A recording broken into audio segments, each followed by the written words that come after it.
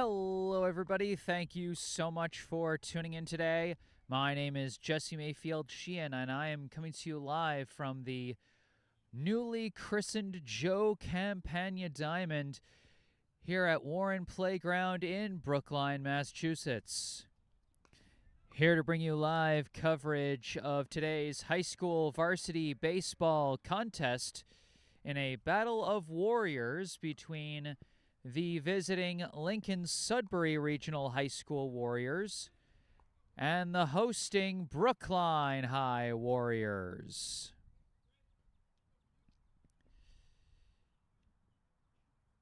We're just about to get this morning matchup underway here in the middle of the spring break week. Brookline had one heck of a win on Patriots Day, defeating the Wolfpack of Boston Latin School 8-0 behind a 13-strikeout no-hitter from pitcher Nikolai Rabiner. I unfortunately wasn't able to cover that game. My younger brother was getting married that day, so I was going to miss that for the world, but still happy to hear that Brookline got a nice win, even if I couldn't be there to see it. And now, as we are warming up for the top of the first inning of today's contest, let's take a look at the starting pitcher for Brookline today. It is number 22, Q Miller. You can see Miller's stats so far this season. He has started 3 games. He's pitched 16 2/3 innings over the course of those 3 starts. He's got a 1-1 win-loss record, an ERA of 1.68, a WHIP of 1.38, and 15 strikeouts. Coming off a bit of an up-and-down performance against Framingham last week. That game was called after 9 innings due to darkness, with the score tied at 5. That game was actually finished yesterday morning, as Framingham ultimately came away with the win on that one off a walk-off sac fly in the bottom of the 11th inning. So Brookline, with that loss falling to 2-6 on the year, they're hoping to bounce back and continue the momentum of Monday's game rather than follow up the disappointment of yesterday's continuation of the Framingham game. All right, the warm-ups are done, and batter's getting ready to come up to the plate. It's a chilly, overcast morning here in Brookline with some spitting rain. That's not anything major yet, not to the level that we saw at points during the Framingham game, but you know, I'm going to be keeping an eye on things, and hopefully I won't have to throw my coat over my laptop again. That's never fun to do.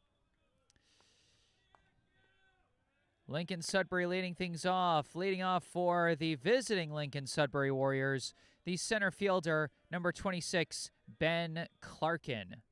First pitch of the game is foul-tipped, and that'll be strike 1.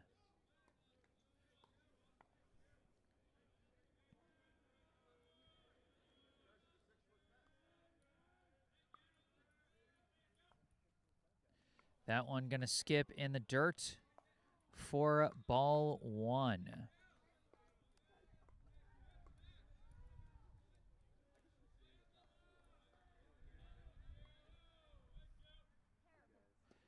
And chases that one low for strike 2. That one not looking like a full changeup, but looking like it, you know, might have had a slight cutback on the speed to fool the batter there. A nice pitch from Miller, and he's working with a 1-2 count. Brief timeout.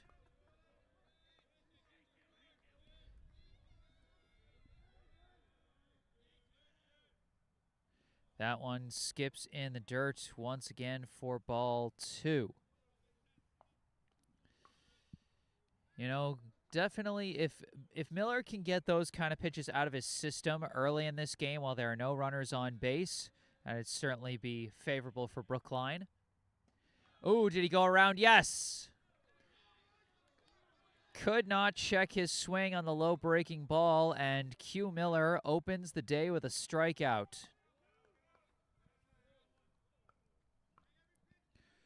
One down here in the top of the first, and for Lincoln-Sudbury, Up comes the first baseman, number 27, Matthew Pazak. First pitch, low and away for ball one. Remember, folks, if there's anything you'd like to say throughout this broadcast, I encourage you to say it in the live chat. As he chases that one low for strike one. As you can see, I'm just adjusting the zoom on the camera just a touch. If there's anything you guys notice technically wrong with the audio or the video, feel free to speak up and let me know in the live chat or in an email. This chopper goes foul up the third base side for strike two. 1-2, the count to Pazak.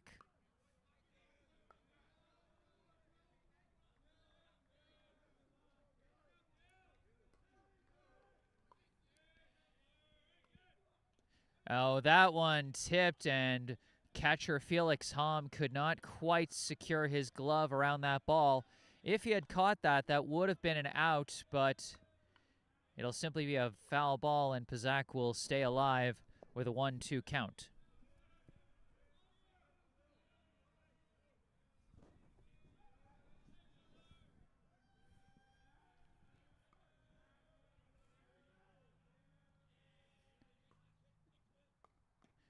That one in the zone, and it's back-to-back Ks to start for Q Miller.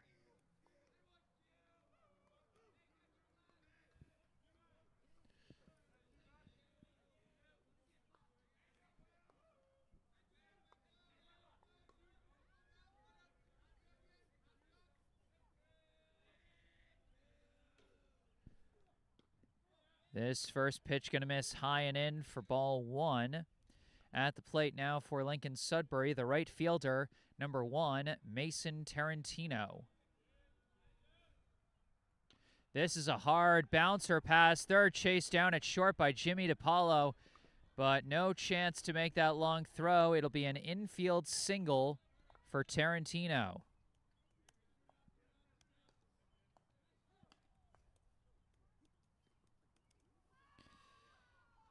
So it'll be a runner at first with 2 down here on the top of the first. As up to the plate comes the third baseman, number 15, Drew Blanchette.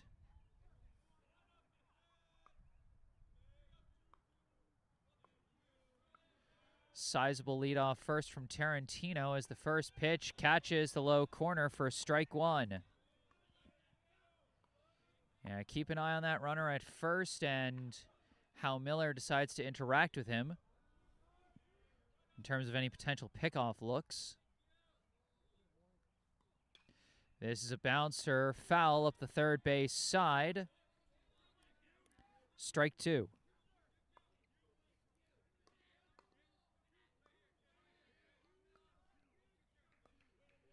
So 0-2, Blanchette falls behind in the count.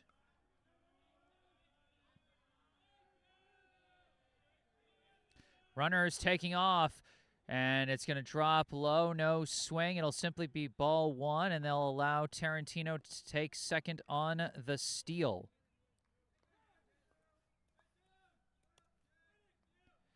So it'll be a 1-2 count, and yeah, that was honestly a pretty good pitch for Tarantino to go on. 2 strikes. The pitcher trying a breaking ball to see if he can get the batter to chase. That's the ideal kind of pitch to go on.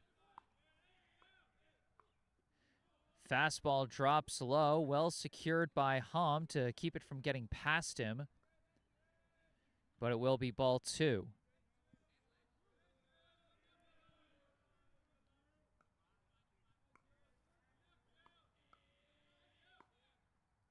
This is a bouncer foul again up the third base side. You can tell that Miller kind of throwing off the tempo of the swings for the Lincoln-Sudbury hitters. They're getting out in front of a number of them, sending them up that third base side as he likes to mix up his speeds. That one drops low for ball three. So a full count here to Blanchette as he battles his way all the way back from an 0-2 count to a full count now.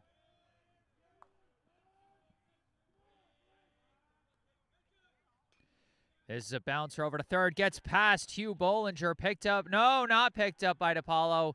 He was going to try an aggressive play to third to see if he could recover from that.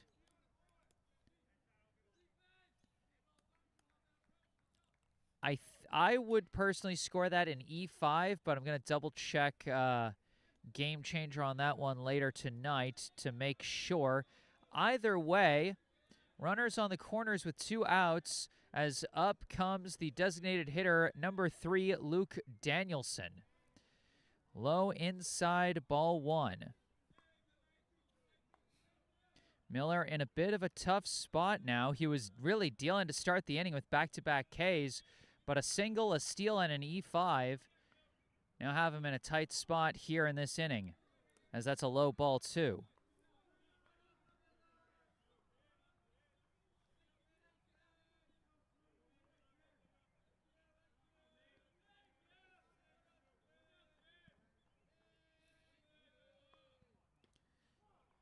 That one, that one did hit the zone. There's the fist, a bit of a late signal, but that is strike 1. 2-1 the count to Danielson.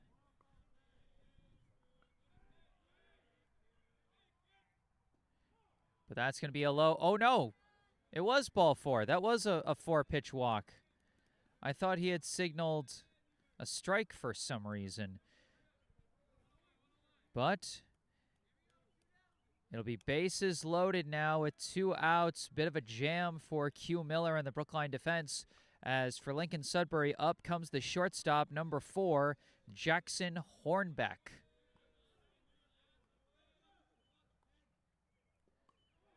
And doesn't bite on the breaking ball low, ball 1. Miller's got to recapture that control and throw strikes. A free pass here would mean a run. That one hits the zone, strike 1.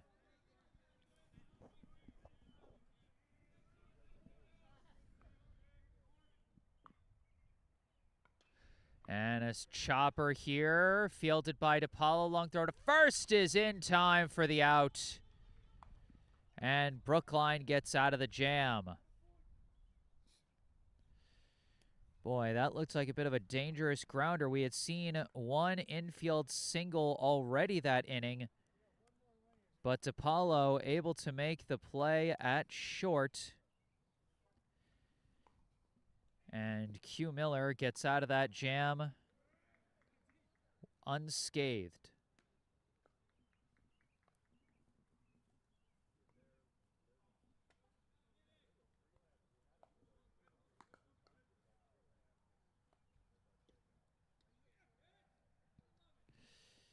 So we saw a bit of the starting lineup for Lincoln-Sudbury. Let's just go through it real fast here.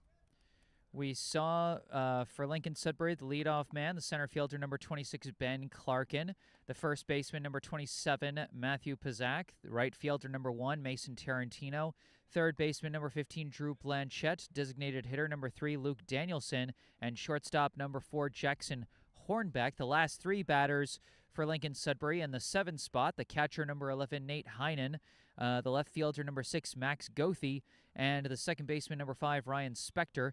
And starting on the mound for Lincoln-Sudbury is number 22, Liam Gregg. For Brookline, meanwhile, leading off for the home team, the designated hitter, number 9, Connor Fitzgerald. Batting second, the catcher, number 13, Felix Hom. Batting third, the third baseman, number 2, Hugh Bollinger. Batting cleanup, the first baseman, number 4, Thaddeus Gamau. Batting fifth, the shortstop, number 5, Jimmy DiPaolo. Batting sixth, the center fielder, number 24, Wally Lawrence. Batting seventh, the left fielder, number 3, Eli Hoffman. Batting eighth, the second baseman, number 30, Danny Carballo. And batting ninth, the right fielder, number 8, Max Kaufman. And of course, we saw starting on the mound, number 22, Q Miller. All right, leading off for Brookline, the designated hitter, number 9, Connor Fitzgerald.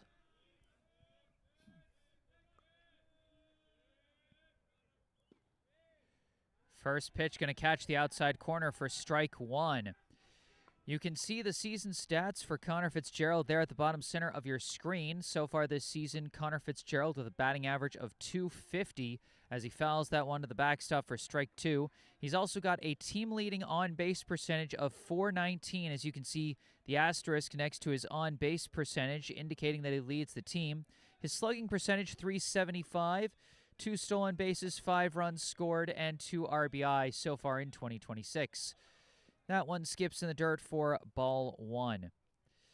Brookline had tinkered with the batting order a bit. They'd moved Fitzgerald down to about the 6 or 7 spot in the order for the past couple of games, but moved him back to the leadoff spot where he started the season. As he hits a bouncer over to second, fielded clean, throw to first, in time for out number 1. Ryan Spector taking care of business for Lincoln-Sudbury on that play for the 4-3 groundout. Now batting for Brookline, the catcher, number 13, Felix Hom.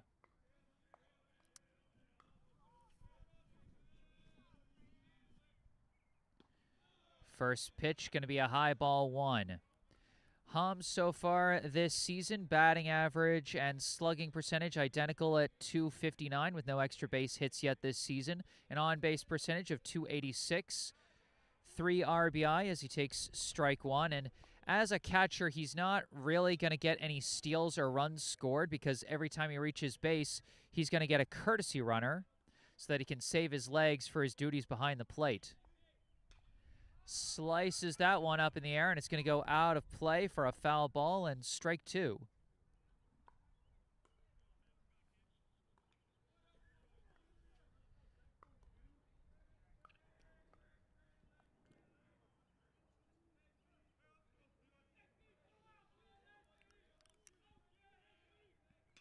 Hom lifts one into shallow center. Center fielder coming in for it, and he's got it.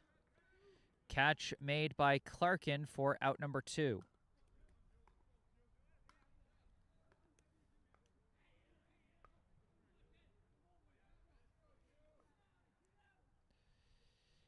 Now coming to the plate, the third baseman, number 2, Hugh Bollinger. First pitch hits the zone, strike 1. As you can see, Hugh Bollinger leads Brookline in a number of offensive categories. Team-high batting average of .333, a team-high slugging percentage of .567, leads the team in hits with 10, in home runs with 1, in triples with 2, and in RBI with 6. Also has an on-base percentage of .375, 3 stolen bases, and 4 runs scored. Got off to a smoldering hot start to the season. His numbers have cooled off a bit in the last few games as he takes that one low for ball 2. But Bollinger always a threat to make a big play with his bat.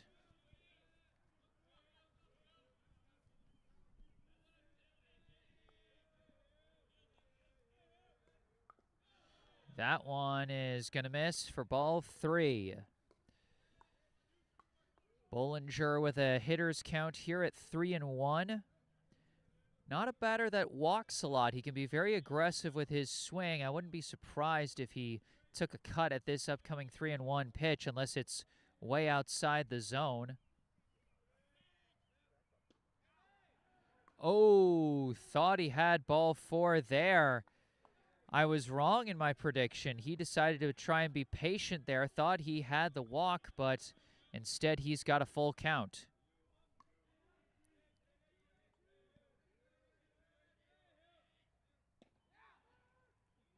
Oh, that one is called strike 3. The ball was dropped, throw to first just in time as Bollinger goes down on strikes. Call that a mini announcer, Jinx. I talked about how aggressive with the swing Bollinger is, and he's left frozen on the next 2 pitches as he goes down on strikes. At the end of 1, no score between these two Warriors teams. Lincoln-Sudbury loads the bases but leaves them stranded. Brookline goes down in order. We'll have the 7, 8, 9 hitters coming up for Lincoln-Sudbury in Heinen, Goethe, and Spector. And what's going to be really important this inning for Q Miller and the Brookline defense is to try and get out of this inning fast. This can do a number of things. For one, it slows down the Lincoln-Sudbury team's turn through the order, because one of the things about baseball is once you get to the second and third turn through the order, now the batters have seen the pitcher, they've seen his stuff, they know what he likes to do, they've gotten a better feel for the umpire's strike zone. So it's a lot more threatening and the later the game goes and the further into the order you go. So better to get through the inning fast so that other guys don't get further opportunities to come to the plate. Second of all, it can make for a quick turnaround for the opposing defense. If you get their turn on offense done quick, then it's not as much of a break for the opposing pitcher. And then, of course, it's a good way to keep the pitch count down and a good way to keep runs off the board in just a more basic sense. And just a good way to, reinvigorate your pitcher's confidence after a bit of an up and down first inning. Going up against the bottom of the order could be a good opportunity to do that, but Miller's got to take advantage. First pitch, I think, hit the zone for strike one. I think he caught the low corner there. At the plate, the catcher, number 11, Nate Heinen. And he golfs this one out to left. And it's a can of corn for Eli Hoffman out in left field for out number 1.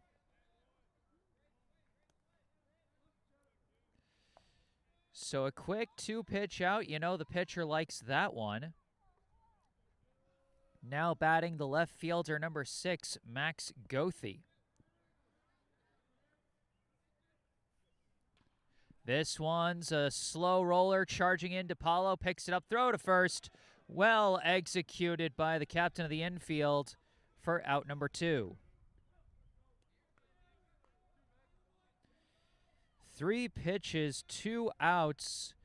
Miller off to a hot start this inning, but he was off to a hot start last inning, and then things started to fall apart with 2 outs. Let's see if he can finish the job quickly here. Up comes the second baseman, number 5, Ryan Spector. 1 pitch, bounces it over to first. Gamau picks it up and runs it over to first base. A 4-pitch inning for Q Miller. And that is just what the doctor ordered. Brookline able to put the Lincoln-Sudbury batters down in order in the top of the second. And boy, just what I was talking about. That, slows down your opposing offense, shortens the break for the opposing defense. And, kind of reestablishes your team's confidence on that side of the ball.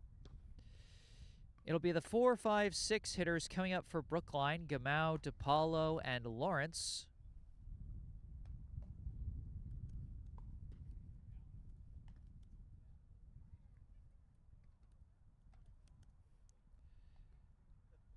Liam Gregg, the Lincoln-Sudbury pitcher, back on the hill.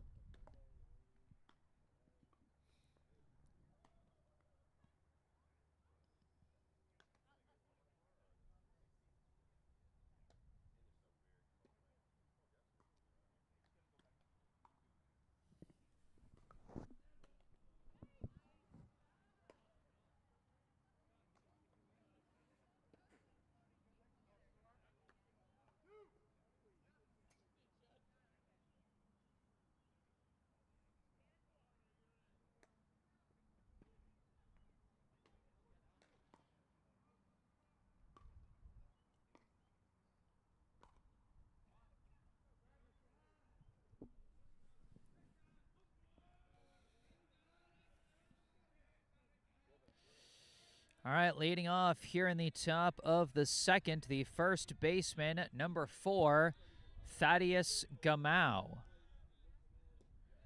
First pitch in the zone, strike one. Gamau so far this season, batting average and slugging percentage identical at .276, an on base of .300. 1 steal, 4 runs, 1 RBI as he hits one right up the middle for a leadoff single. Thaddeus Gamau has really been finding a rhythm with his bat these past few games. He had 3 hits against Framingham, and I think he had a hit as well. I think he had an RBI single against Boston Latin on Monday, so he's really come alive and boosted up his batting average. And now he puts a leadoff runner aboard for Brookline. Now batting the shortstop, number 5, Jimmy DiPaolo.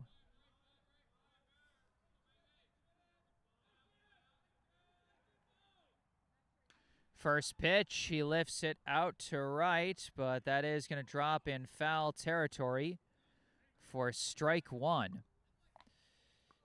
DiPaolo so far this season, batting average and slugging percentage of .179, an on base of .233, 2 steals, 4 runs, 2 RBI. Been a bit of a slow start to the season for DiPaolo, but those who have been following him, they know he's got some pop in his bat. If he can time up his swings and barrel them up, he could really make an impact for the Brookline offense. High ball one there, 1-1 the count. Gamau with a leadoff from first. That one hits the zone for strike two. DiPaolo behind in the count.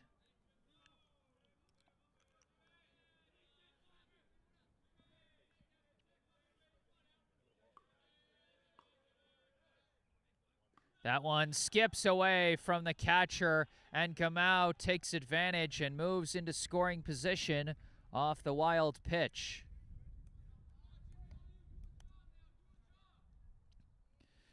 So a big chance to drive in a run here for Jimmy DiPaolo with a 2-2 count, and Gamau now standing at second.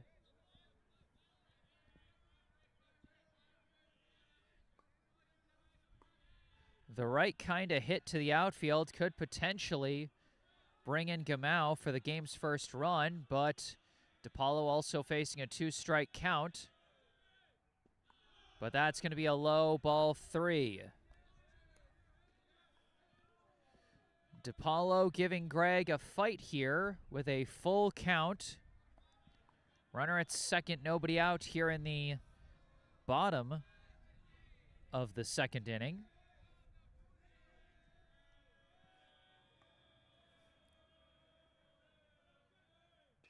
And DiPaolo hits a bouncer over the pitcher, over to second, juggled by Spector. He can't pick it up in time, and DiPaolo's going to reach on an E4.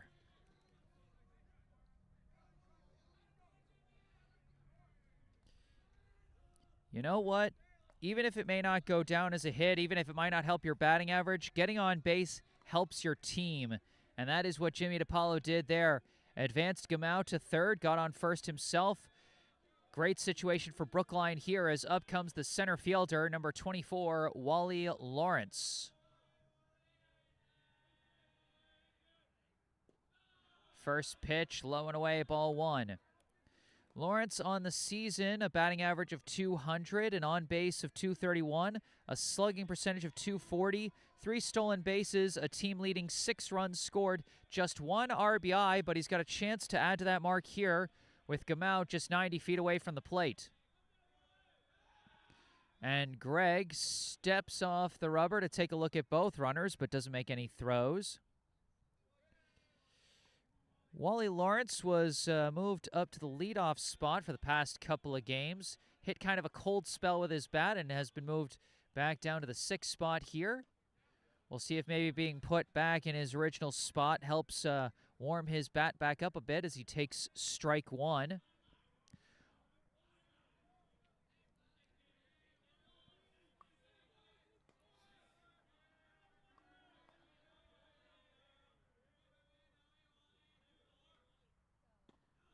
That one's going to be a high ball 2. Brookline not showing any signs of stealing early, as DePaulo at first could potentially take second if the defense is too concerned with the runner at third. But Gamau, not necessarily the fastest runner on Brookline's roster, so might not be deemed a big enough threat to prevent a throwdown to second. 2-1, the count to Lawrence. Runners at the corners, nobody out.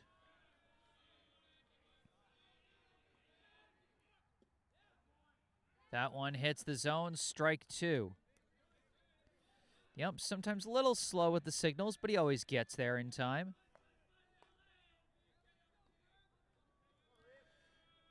2-2, the count.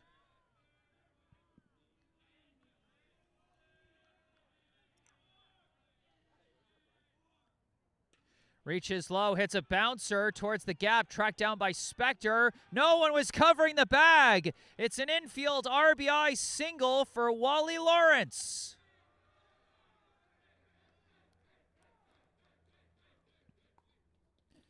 You know what? An RBI hit doesn't always need to be a big crack of the bat. Sometimes it just needs to be a ball put in the right place at the right time. And that is exactly what Wally Lawrence did there. A slow dribbler into the gap between first and second, pulled the first baseman off the bag. And so when Spector chased it down deep in the infield, he had to wait for Greg himself to cover the bag. He didn't get there in time, and Lawrence legs it out for the infield single. Gamau in to score. DePaulo up to second, and Brookline takes the 1-0 lead. Now batting the left fielder, number 3, Eli Hoffman.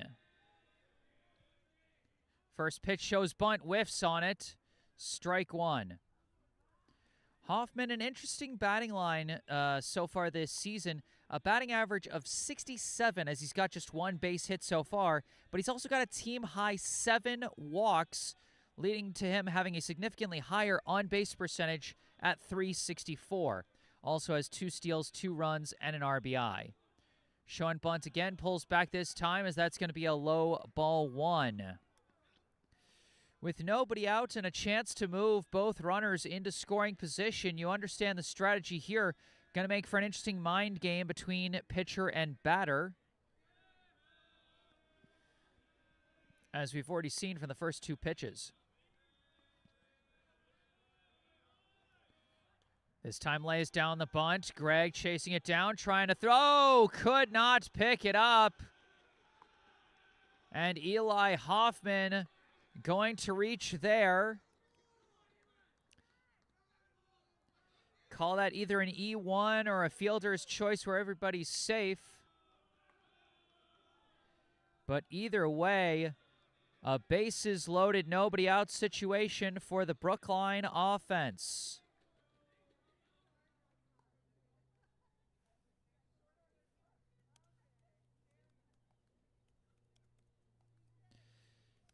Now, personally, I score that as a fielder's choice, everyone's safe, which is a thing you can score. It does still go as an out, technically for the batter. But ultimately, within the confines of the game itself, you know, similar to DePaulo's reach-on error earlier in the inning, it's like, you know what? You get on base, you move your teammates along, you're doing your job. You know, who cares whether it helps your batting average? Now batting with the bases juiced and nobody out, the second baseman, number 30, Danny Carballo. First pitch going to miss outside for ball 1. Carballo in his freshman season, in his first varsity season at least, 0 for 8 so far with 2 walks as he takes strike 1. Still searching for his first varsity hit. And in fact, his first high school hit, as he is a freshman. I thought he was. Had to double check. Hits a bouncer over to second. Field to clean by Spector. Flip to second for one. On to first. Not in time. Carballo legs it out to prevent the double play. And a run will come in. DePaulo scoring on the RBI fielder's choice.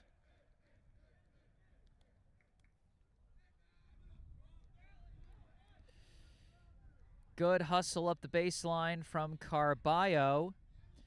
You know, may not have been a full hit, but you know what? He brought in his teammate, did his job, and prevented what could have been a double play. And now Carballo's taking off for second. They go for the cutoff throw. And while Lawrence holds at third, Carballo advances up to second. I believe the pitch itself was a high ball one. At the plate for Brookline is the right fielder, number 8, Max Kaufman. That one in the zone for strike one. Kaufman had a big 2-run hit against Framingham last week in the, I guess, first half of that game before it got delayed. Takes strike 2 there. Got a big opportunity here with runners at second and third and 1 out. He's got a 182 batting average and slugging with a 280 on-base percentage. A team-high 4 steals to go with 4 runs and 4 RBI as he fouls that one off to stay alive.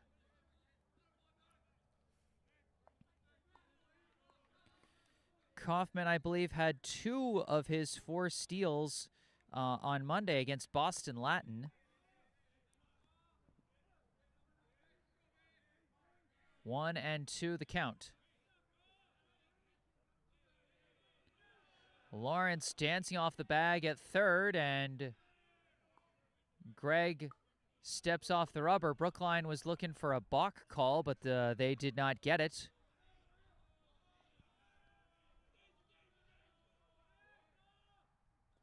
That pitch gets away, but no one taken off there. It'll simply be ball 2. And definitely the right call there. If Lawrence had been jumping forward when that pitch got past the catcher, then I'd say go. Lawrence has got the speed to make that. But his body was leaning back towards third. That's not a recipe for a good jump. That's a recipe for getting caught at the plate. Good decision not to go. Kaufman drops that one right in front of the plate, and it is going to roll foul. Good fundamentals by Kaufman to take off up the first base line. You know, play it as if it's going to be a fair ball and just try and hustle up the bag, but ultimately rolls foul.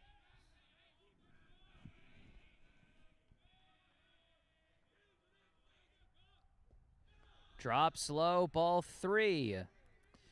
Max Kaufman giving a real fight here with runners at second and third and 1 out here in the bottom of the second inning, trying to add to what's already a 2-0 lead for Brookline. That one is strike 3. Kaufman thought he had ball 4, but it's a big strikeout for Liam Gregg.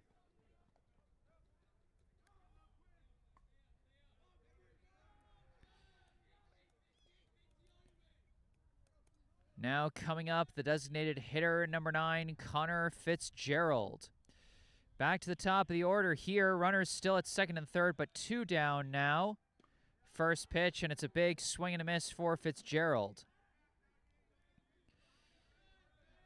The leadoff man grounded out to second back in the first inning. A hit here could potentially score 2, but he fouls that one over the backstop and out of play for strike 2. Lawrence at third. Carballo at second. Brookline trying to do more damage here in the bottom of the second. Swing and a miss. Fitzgerald down on 3 pitches, and big back-to-back strikeouts from Liam Gregg to limit the damage. But at the end of 2, our score, the Brookline High Warriors 2, the Lincoln-Sudbury Warriors 0. And that's definitely an opportunity Brookline would like to have back. You know, bases loaded, nobody out, and then second and third with one out. And at the end of the inning, you just come away with 2 runs. That's tough. But still got runs on the board. And now it's on the defense to try and keep that momentum going. It'll be the top of the Lincoln-Sudbury order coming back up here in the top of the third. Clarkin, Pizak, and Tarantino. As Q Miller, after a strong 4-pitch inning in the top of the second, we'll be hoping to keep that momentum going here in the third.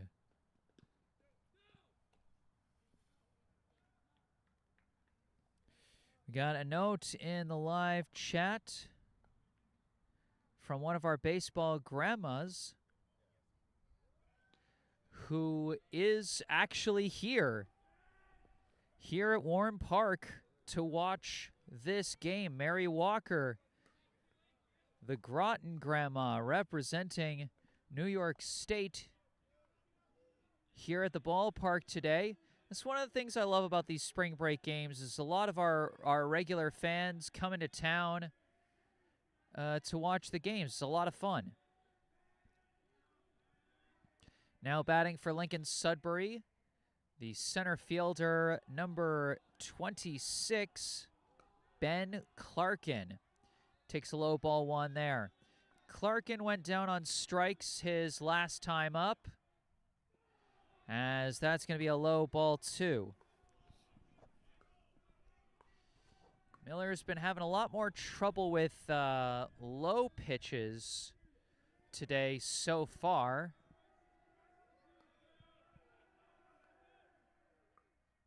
As that one also skips in the dirt for ball 3. A 3-0 hitters count here to Clarkin to lead off the top of the third.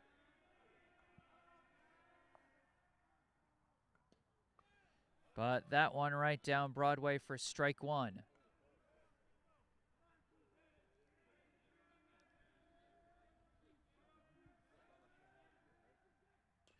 And that one chopped foul up the third base side for strike 2.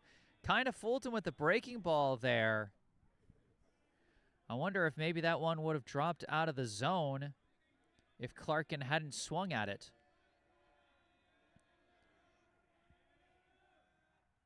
And the payoff pitch comes in way high for ball 4. That looked like Miller was going for the breaking ball again, and it just didn't break on him. And so it'll be a leadoff walk for Lincoln-Sudbury. Now batting the first baseman, number 27, Matthew Pizak. As a quick pickoff throw was attempted there, but Clarkin gets back safe. Pizak went down on strikes his last time up. First pitch is a high fastball, ball 1.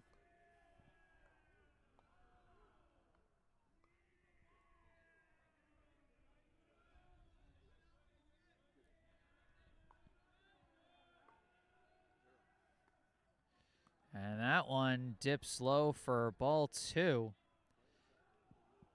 Almost looks like the ball's just coming out of his hand late or something. Sometimes it just looks like it slips out. Again, hard to tell exactly what the intention is, especially from this side angle, but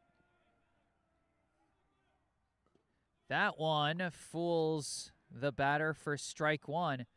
And that's the thing. Sometimes you see Miller try and throw these breaking balls, and they just come out looking all kinds of ugly, but then he does something like that, and it looks all kinds of pretty, and you're like, I mean, I can't question him trying to make those pitches work, because when they work, they really work. Clarkin again dives back to the bag safe off another pickoff attempt. Now the runner goes, and it's lined deep out to left, and it's over the left fielder's head. The hit-and-run play works perfectly for Lincoln-Sudbury as Clarkin rounds third and heads for the plate, and it'll be an RBI double for Pazak.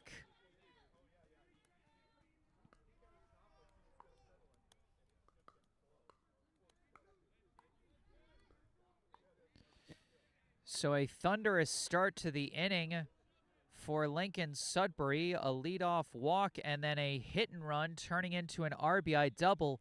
I mean, that's about as ideal as you get on a hit and run play, a ball launched to the wall. That first pitch to Tarantino going to be strike one. Mason Tarantino, the right fielder, number one, his last time up, got a single, stole second, but was later left stranded at third. Big swing and a miss there for strike two.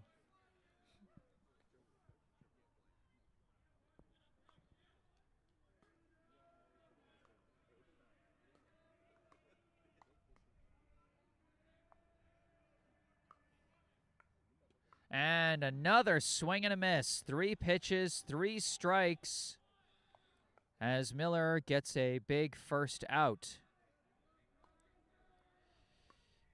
Now batting the third baseman, number 15, Drew Blanchette.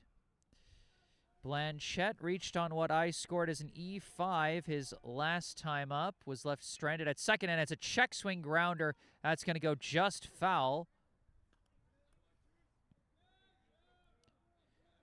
One of the weirder looking plays that can happen on a baseball field is the check swing contact. Always feels so weird. It's like a play that just screams, oops. And that one a purposeful swing, but it results in the same thing, a foul ball, strike two. Pazak standing at second with 1 out here in the top of the third.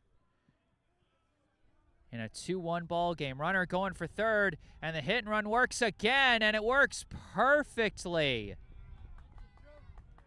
Wow, again, the most ideal possible result off the hit and run for Lincoln-Sudbury, as Pazak taking off for third pulled the third baseman Bollinger over to the third base bag, which meant he wasn't in a spot to field the ground ball by Blanchette, which meant the shortstop had to take a longer run to get over to it, which didn't give him enough time to make the long throw.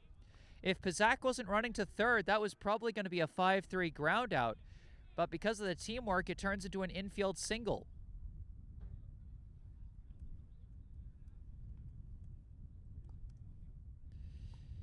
So runners at the corners now with 1 out, as up comes the designated hitter, number 3, Luke Danielson. First pitch low for ball 1. Danielson drew a walk his last time up, but was left stranded at first.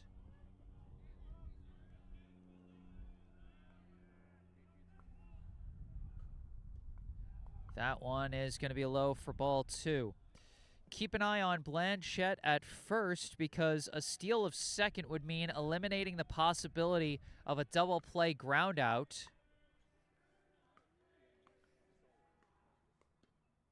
As that one catches the high corner for strike 1.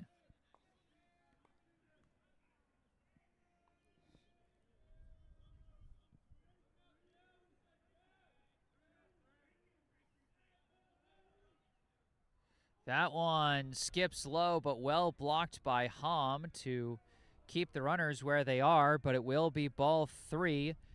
Danielson on the cusp of walking again to load the bases again.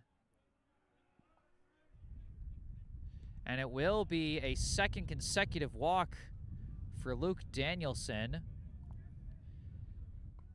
And Lincoln-Sudbury loads the bases once again, but this time with 1 out. At the plate now, the shortstop, number 4, Jackson Hornbeck, grounded out to short to end the first inning his last time up. as that one's going to just miss for ball one. Brookline's got both corner infielders pulled in for a potential play at the plate, as that one catches the inside corner for strike one.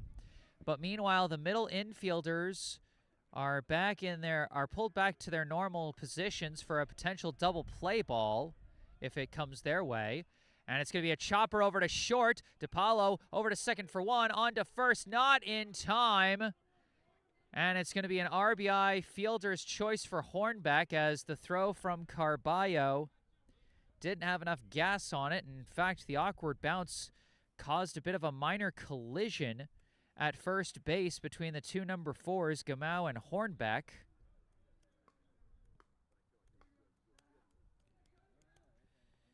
But either way, it does bring in Pizak to tie this ball game at 2 apiece.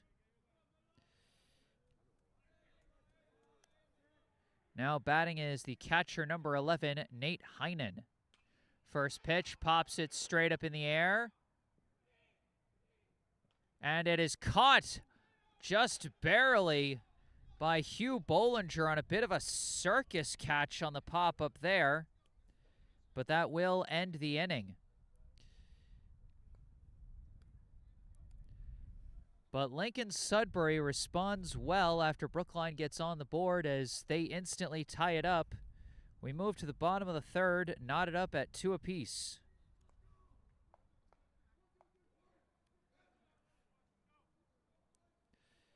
For Brookline, it'll be their 2, 3, 4 hitters, Hom, Bollinger, and Gamau.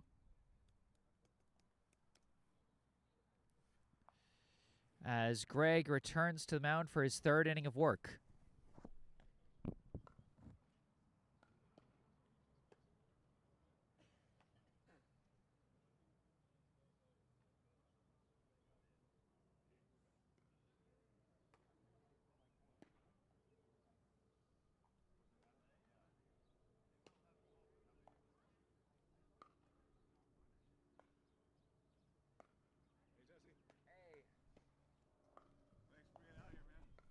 Happy to be here.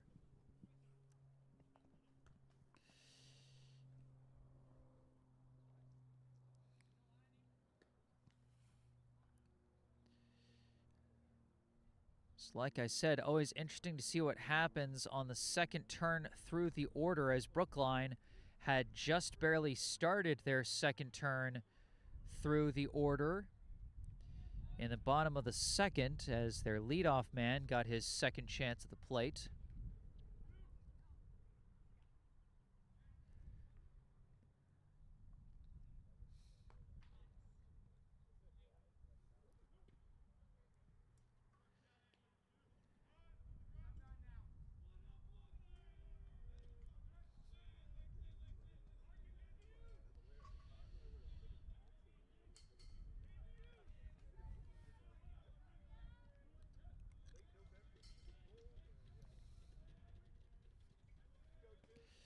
Leading off for Brookline here in the bottom of the third, the catcher, number 13, Felix Hom. First pitch slices it foul for strike one. Hom flew out to center his last time up.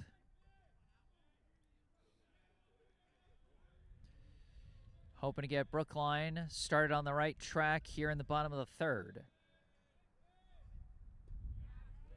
That one hits the zone for strike two.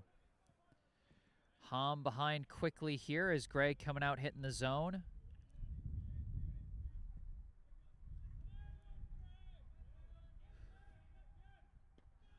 High ball one.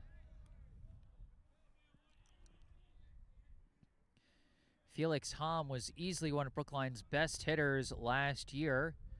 A relatively slow start to this season by his standards, but he's been picking it up of late, but that time goes down on strikes.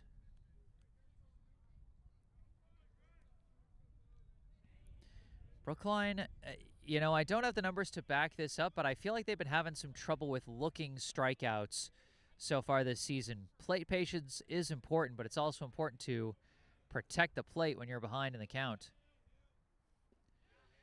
First pitch to Hugh Bollinger hits the zone for strike one. Bollinger went down on strikes to end the first inning, his last time up.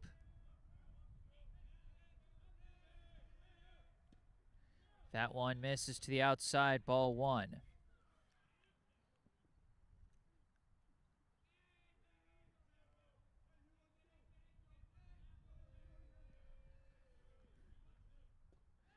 That one gonna be inside for ball two.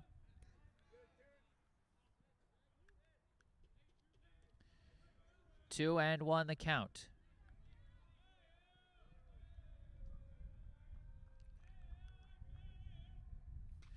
Bollinger skies this one out to right field. Right fielder's tracking it, and it is caught by Tarantino for out number two.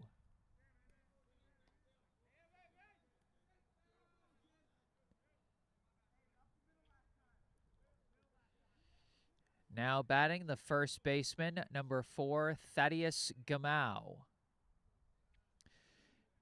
And I heard from the Lincoln-Sudbury infield, Pizak saying, hey, he went up the middle last time. So they've actually got the second baseman, Ryan Spector, pulled closer to second base, anticipating him potentially going the same direction.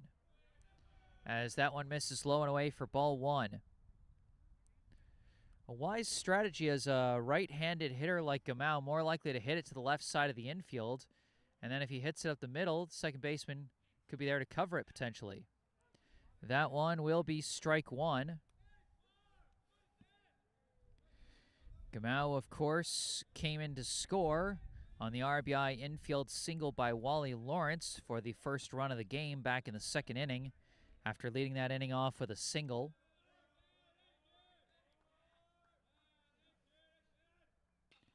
Slices this one foul, strike two.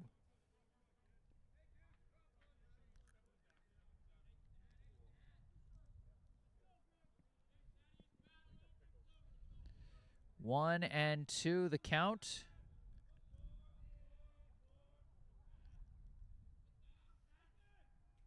Ooh, bit of a delayed swing, but he got a piece of it.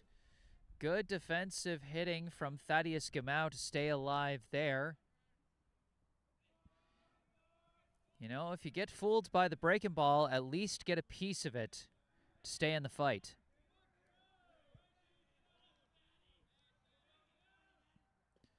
Not fooled by that breaking ball as it dips low for ball two.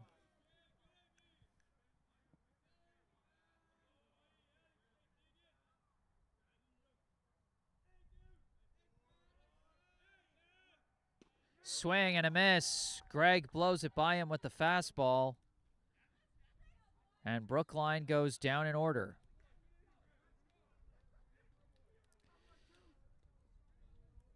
At the end of three, our score, the Brookline High Warriors 2, the Lincoln-Sudbury Warriors 2. And it'll be the 8-9-1 hitters coming up in the top of the fourth for Lincoln-Sudbury, Goethe, Spector, and Clarkin.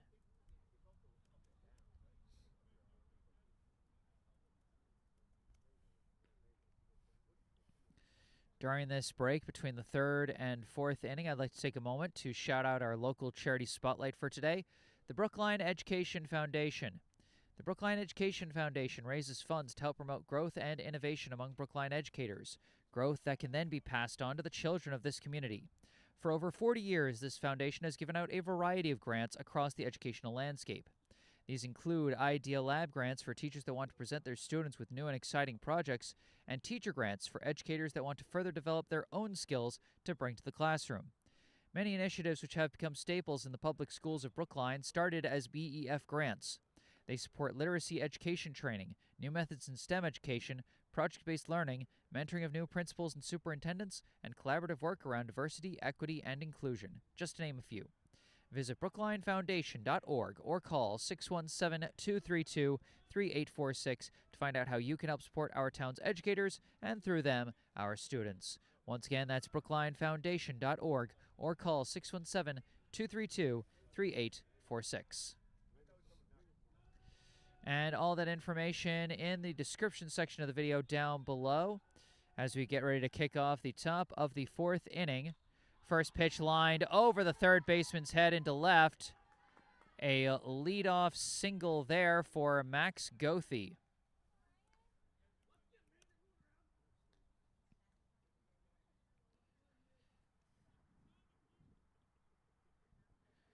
The bottom of the order for Lincoln-Sudbury was put down in order their last time up back in the 2nd, but Goethe starting things off with a rip out to left. Now batting the second baseman, number 5, Ryan Spector.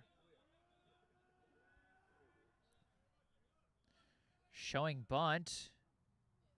Runners taking off. It's a strike. Throw down to second is in time. Wait, they say the tag. Oh, the tag was dropped. Oh, a picture-perfect throw from Felix Hom, but Danny Carballo could not hold on to the ball as the foot of Goethe slid in, kicked the ball out of his glove, and that'll be a successful steal for Max Goethe. Miller turns around to look at the runner, but does not throw. Felix Hom has been making some masterful throws from behind the plate so far this season.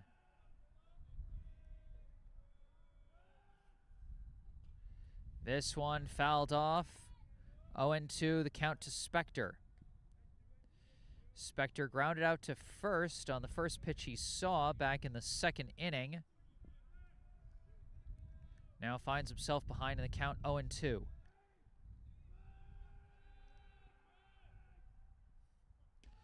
It's going to be a high ball 1.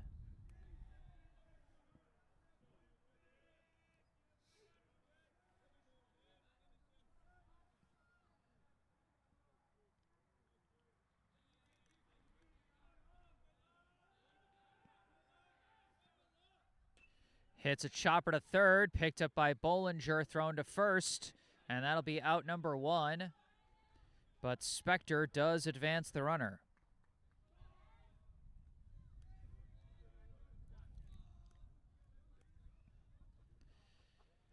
So 1 out, and a solid fundamental decision from Bollinger to go to first instead of try and make the tag at his own base there. Would have been a close, awkward play there if he tried that. And it's going to be a low ball 1 on that pitch. At the plate, the center fielder, number 26, Ben Clarkin. Runner at third, 1 out. Hits a grounder, gets past Bollinger, and it's a fair ball down the left field line. And that is going to be an RBI single for Clarkin. I think Brookline was expecting a foul ball call. And it looks like the officials are going to confer over this for a bit.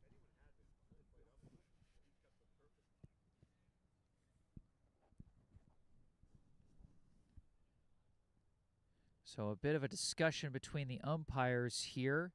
This could be a big call here. They uphold this, and Lincoln-Sudbury takes the lead at 3-2. And they do uphold it. So it will go down as an RBI single for Ben Clarkin. Goethe comes in to score the go-ahead run. And now batting is the first baseman, number 27, Matthew Pazak.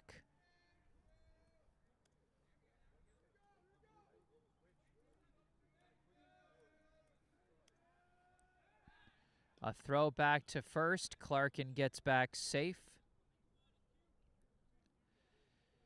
Pazak, so far today, he has struck out and doubled.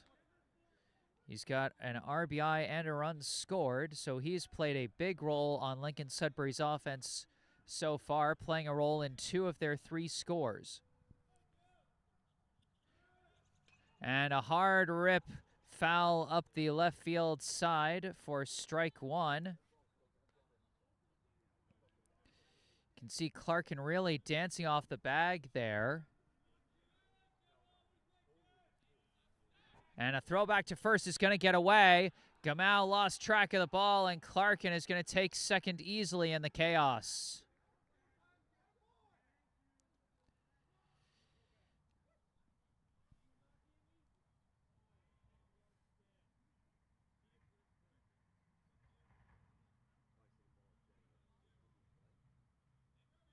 And they said the play was dead, and they forced Clarkin back to first. I'm not 100% sure what the call was. Were they calling some kind of interference on Clarkin or something? That one is low. Runner's taking off. Hom throwing down to second. Got him in time. Another great throw from Felix Hom.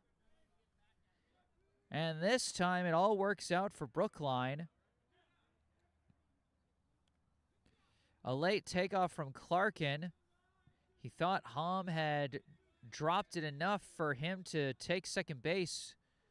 Not correct there. And now that call that forced Clarkin to go back to first, even bigger, as it fully takes the runner off the base paths.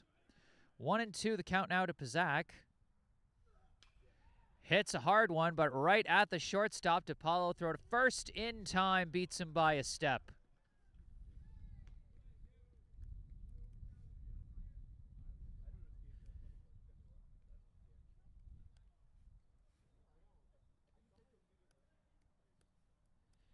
We move to the bottom of the fourth. Lincoln-Sudbury now in the lead, 3-2.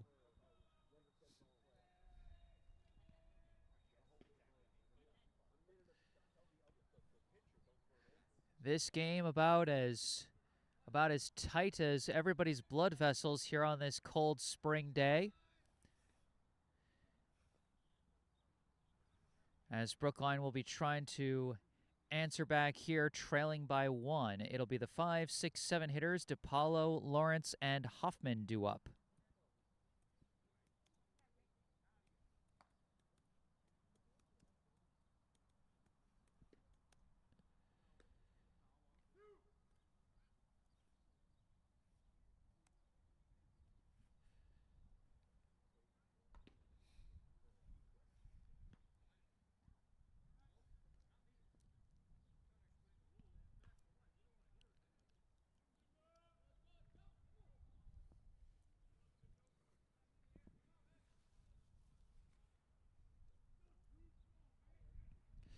Liam Gregg back on the hill for his fourth inning of work. If he finishes this inning with his lead intact, he'll be eligible for the pitching win if Lincoln-Sudbury holds on to the lead.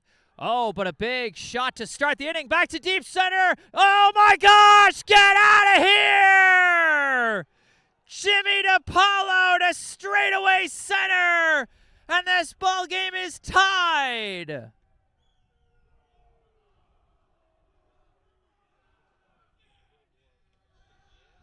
Bang! One pitch, one swing, one big blast over the center field wall from Jimmy DiPaolo.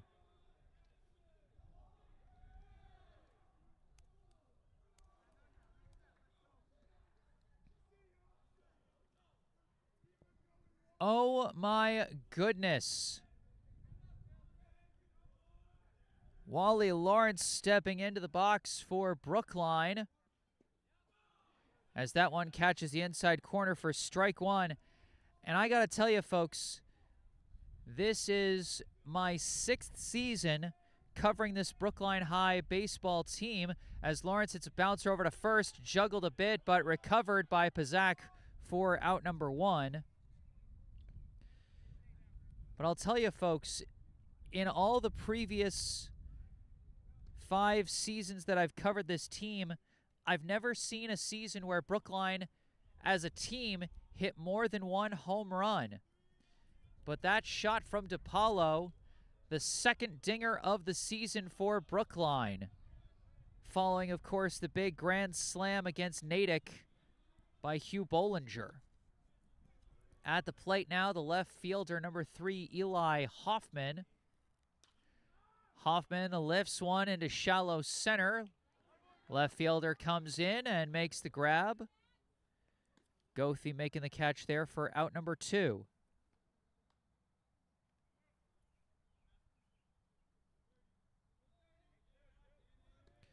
Now batting the second baseman, number 30, Danny Carballo.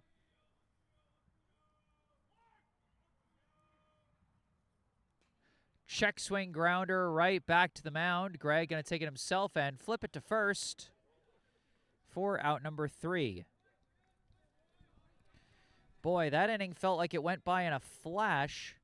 Greg rebounding nicely after giving up the home run on the first pitch of the inning. But it's Jimmy DiPaolo, the senior co-captain, knotting it up for Brookline at the end of 4. We are tied up again. Brookline 3, Lincoln-Sudbury 3.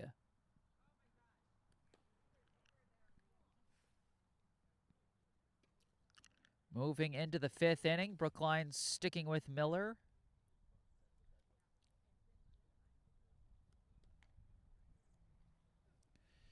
Again, it's only going to get tougher and tougher for the pitchers the deeper into the game we go.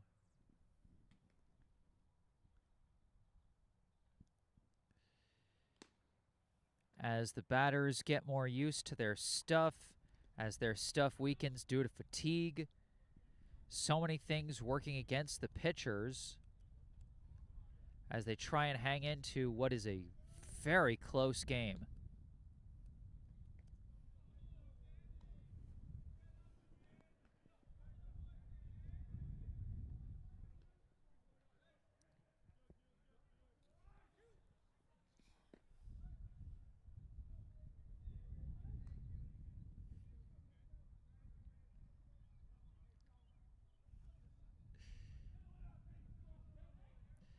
Leading off here in the top of the 5th, the right fielder, number 1, Mason Tarantino.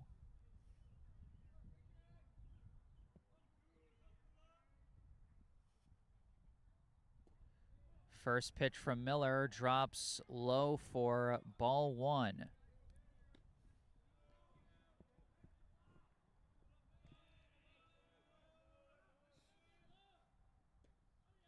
That one in the zone for strike 1.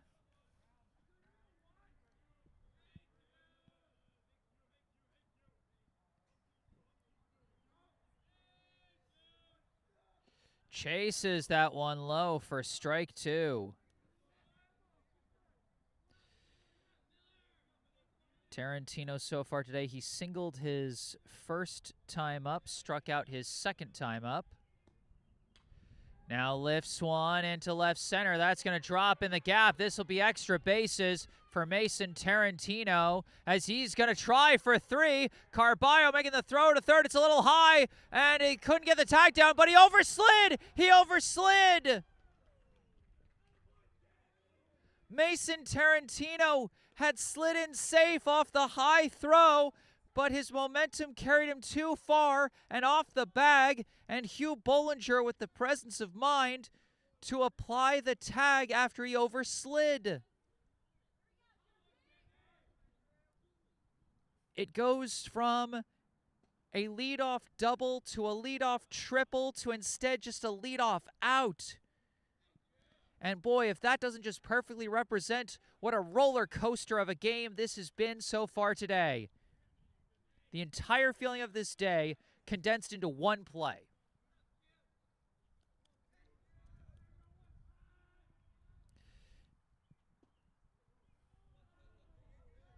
A 2-0 count here to the third baseman, number 15, Drew Blanchette.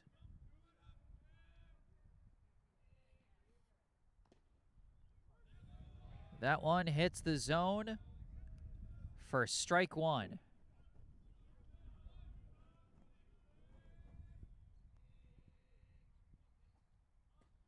That one low and away for ball three.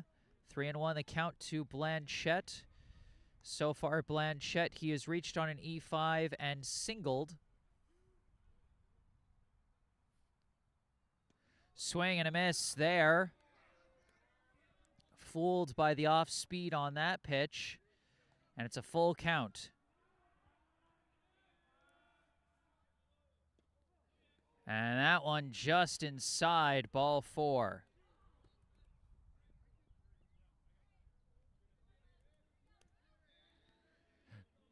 Now batting, the designated hitter, number 3, Luke Danielson.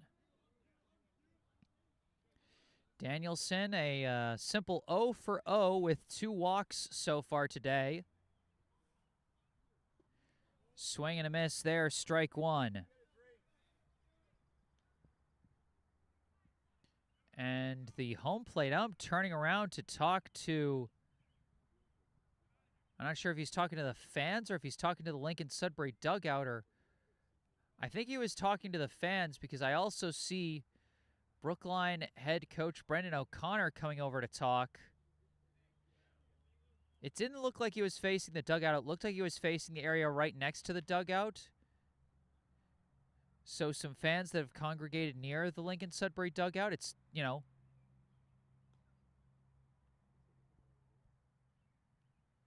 hard to say who they're rooting for, but I think the ump is ejecting one of the fans.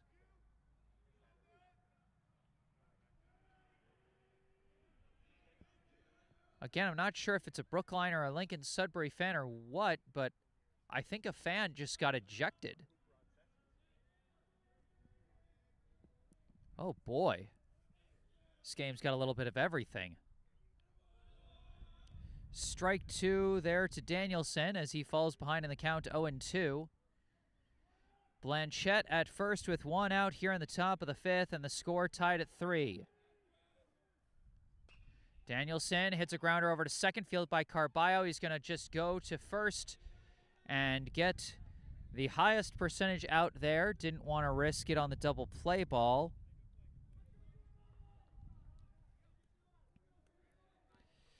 So Blanchette moves to second, but 2 down now as up comes the shortstop, number 4, Jackson Hornbeck.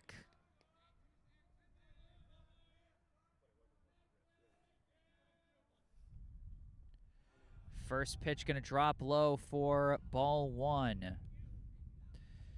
Hornbeck, so far today, he has grounded out to short and grounded into an RBI fielder's choice. Now hits a chopper foul up the third base side for strike one.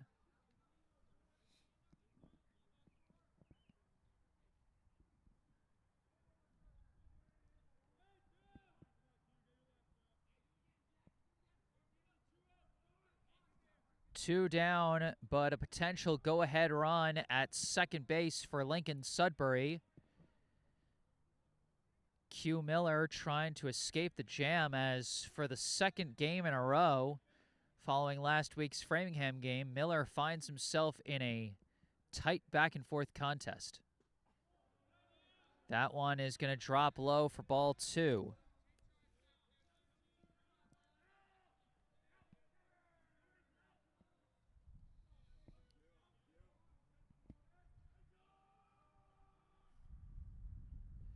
And that one drops low, well blocked by Hom to keep the runner at second, but it will be ball 3.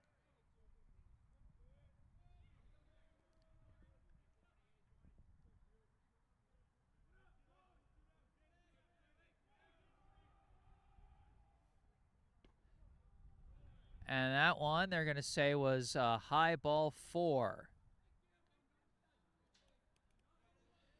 So a free pass up to first for Hornbeck. Now up comes the catcher, number 11, Nate Heinen. 2 down still, runners at first and second. That's a high ball one. Heinen, so far today, he has flown out to left and popped out to third. A low ball. They try a pickoff at first, not in time.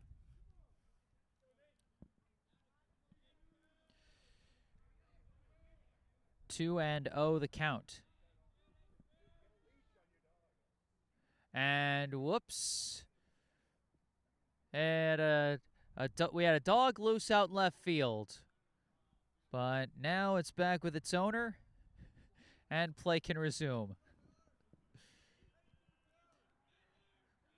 You won't see that kind of fun in MLB, I'll tell you that.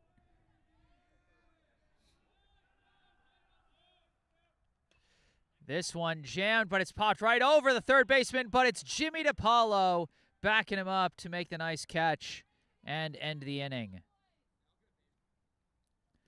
Boy, I thought Lincoln-Sudbury was going to sneak one in there over the pulled-in third baseman, but good hustle.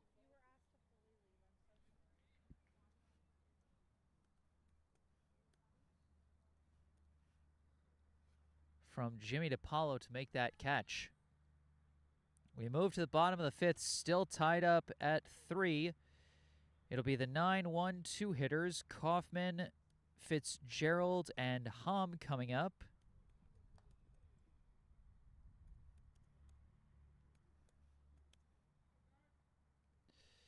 Taking a look at the live chat here on our stream. Joe Campagna in the live chat saying this is the first game ever played on Campagna Diamond and hoping BHS can start a win streak. And yes, Joe Campagna Diamond officially named by the town of Brookline on Sunday.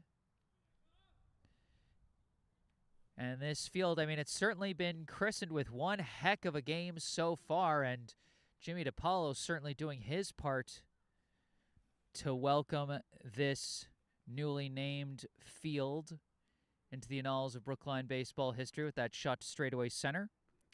And then Joanna Fricky also in the live chat saying, all right, go Brookline. Thank you for tuning in, Joe and Joanna. Hope you guys are enjoying the game. Joe Campagna, of course, a legendary longtime Brookline coach, coached for a couple of decades here at Brookline High for the baseball team. His last season was 2019. The last season before I came back home to Brookline and started doing this. And so, like, me and Joe Campagna, we literally just missed each other in terms of, you know, him coaching and me streaming. So that's, you know, that's a little bit of a bummer that I never got to cover him coaching the team. But, you know, it all works out. I get to be here and cover a game at the field named after him. I've gotten the chance to cover the entire coaching career so far of his successor, Brendan O'Connor, and I've been having fun out here, and I hope you guys have been having fun watching. We got a new pitcher on the hill for Lincoln-Sudbury. Number 2, Matthew Garvin, taking over for Liam Gregg here in the bottom of the 5th. Leading off for Brookline is the right fielder, number 8, Max Kaufman.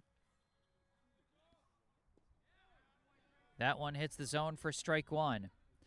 So Gregg will leave the game with a no decision after pitching 4 innings for Lincoln-Sudbury, giving up 3 runs.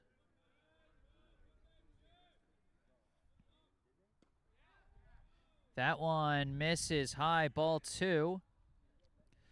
Kaufman so far today, he has struck out, and that's it. This is his second plate appearance of the day. That one's going to be low for ball 3. It'll be interesting to see how Garvin handles his control and his stuff coming in as a reliever. I've said it time and time again for years just how hard it is to be a relief pitcher at the high school level.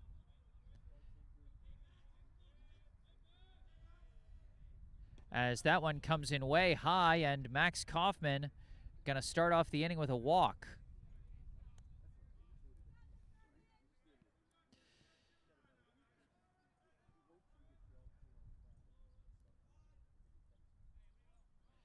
Now we cycle back to the top of the order for Brookline, as up comes the designated hitter, number 9, Connor Fitzgerald. Shows bunt, pulls back, and it's a wild pitch. Kaufman gonna take second. And a free gift there for Brookline. They don't even have to go for a sac bunt to move the runner into scoring position. But you know what? Sometimes a bunt strategy can do that. Sometimes it can induce a mistake from the pitcher trying to fool the batter into taking a strike or laying down a bad bunt. Fitzgerald still showing bunt, whiffs on that one, or foul tipped it or something. Whatever it is, it's strike 1.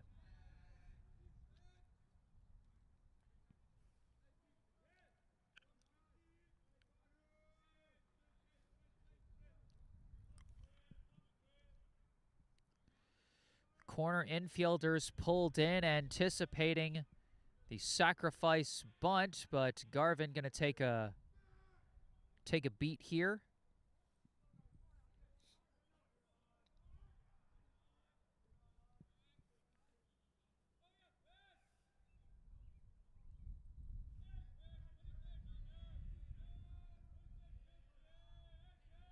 Showing bunt, whiffs on it again.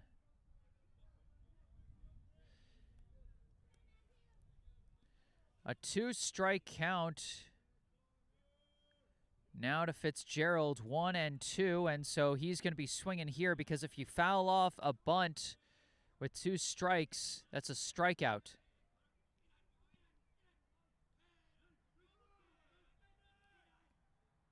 That one drops low, ball 2.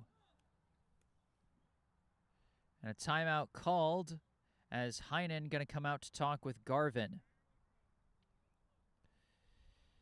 Fitzgerald so far today, he has grounded out to second and struck out. The plan to move the runner along with a sac bunt has not panned out. Now facing a 2-2 count.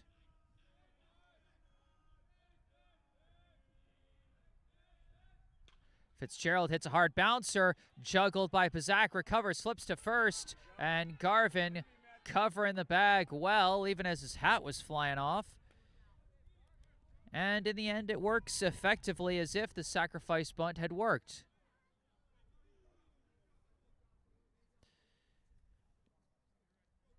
So 1 out off the 3-1 ground out, and now with a runner at third and 1 out, up comes the catcher, number 13, Felix Hom. The entire Lincoln-Sudbury infield pulled in. If a grounder goes to any of them, they are going to the plate to try and catch Kaufman. First pitch in the zone, strike 1. Hom so far today, he has flown out to center and struck out.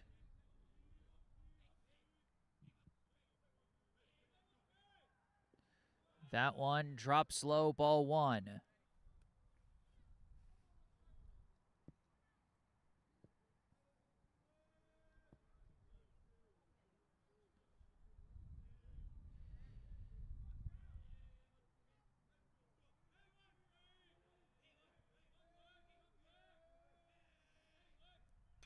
Hom lines a shot into center, and Brookline takes the lead. Another big play from one of Brookline's co-captains, Felix Hom, with the go-ahead RBI single.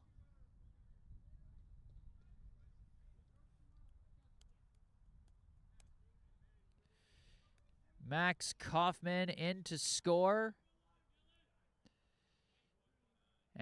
And a courtesy runner, number 29, Bryce Hellendrung, coming out to run for Hom. And now with Brookline having taken the lead, up comes the third baseman, number 2, Hugh Bollinger. First pitch is a high ball 1.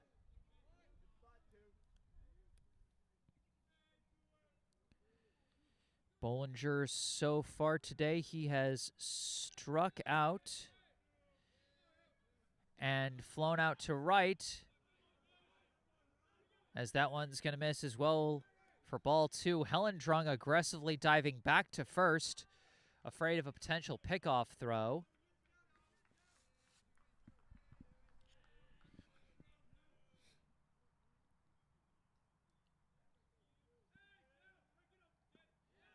That's going to be a high ball 3.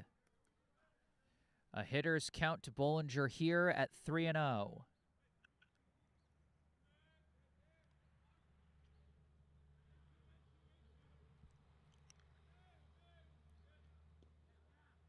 And that one hits the zone, strike 1.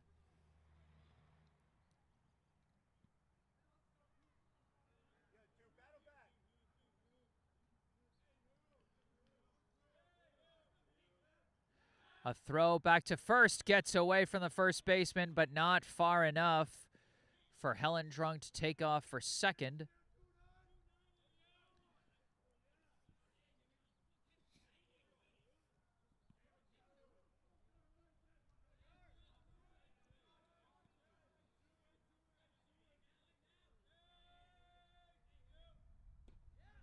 That one hits the zone for strike 2.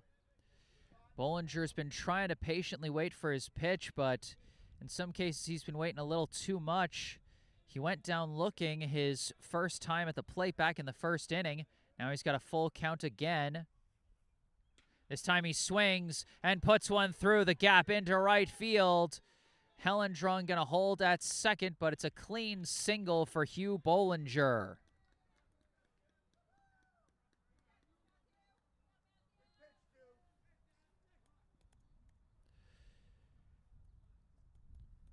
Runners at first and second now, and up comes the first baseman, number 4, Thaddeus Gamau. Gamau, so far today, he has singled, scored a run, and struck out.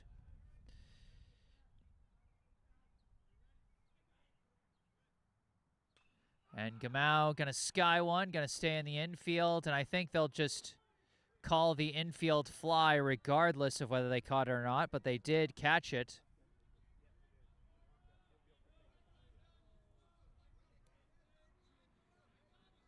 So a one-pitch pop out there, but now up comes the guy who's had the biggest bat so far today, the shortstop, number 5, Jimmy DiPaolo. His last time up, he sent the first pitch he saw straight away to center field and over the fence for a game-tying home run. Now hits a grounder, headed up the middle, fielded by the second baseman. Spector tags second, and that will end the inning.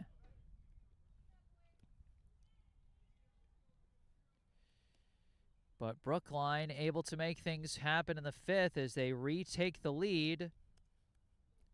At the end of 5, our score, the Brookline High Warriors 4, the Lincoln-Sudbury Warriors 3.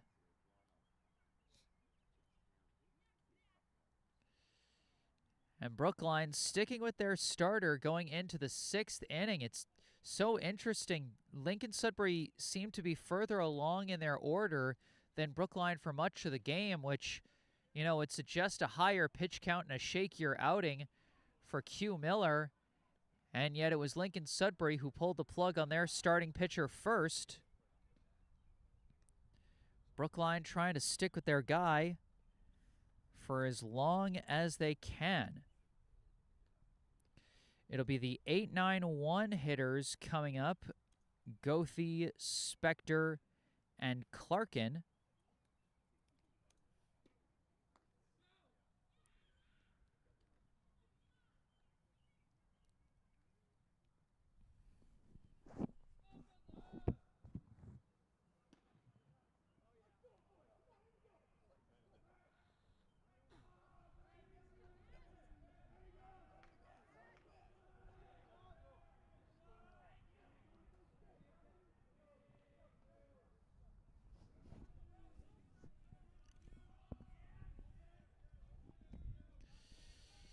All right, here we go in the top of the 6th inning.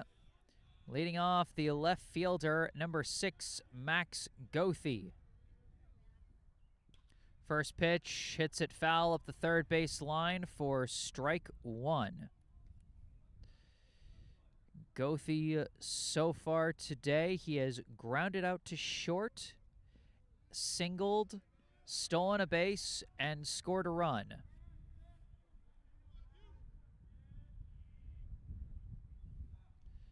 Tips that one for strike 2. Some big gusts of wind blowing out here at Campagna Diamond.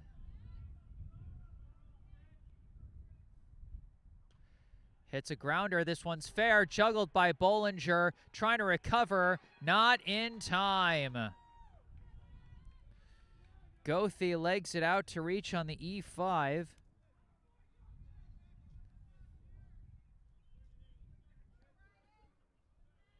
And we got a leadoff runner aboard as up comes the second baseman, number 5, Ryan Spector. A throw back to first, and Goethe dives back safe.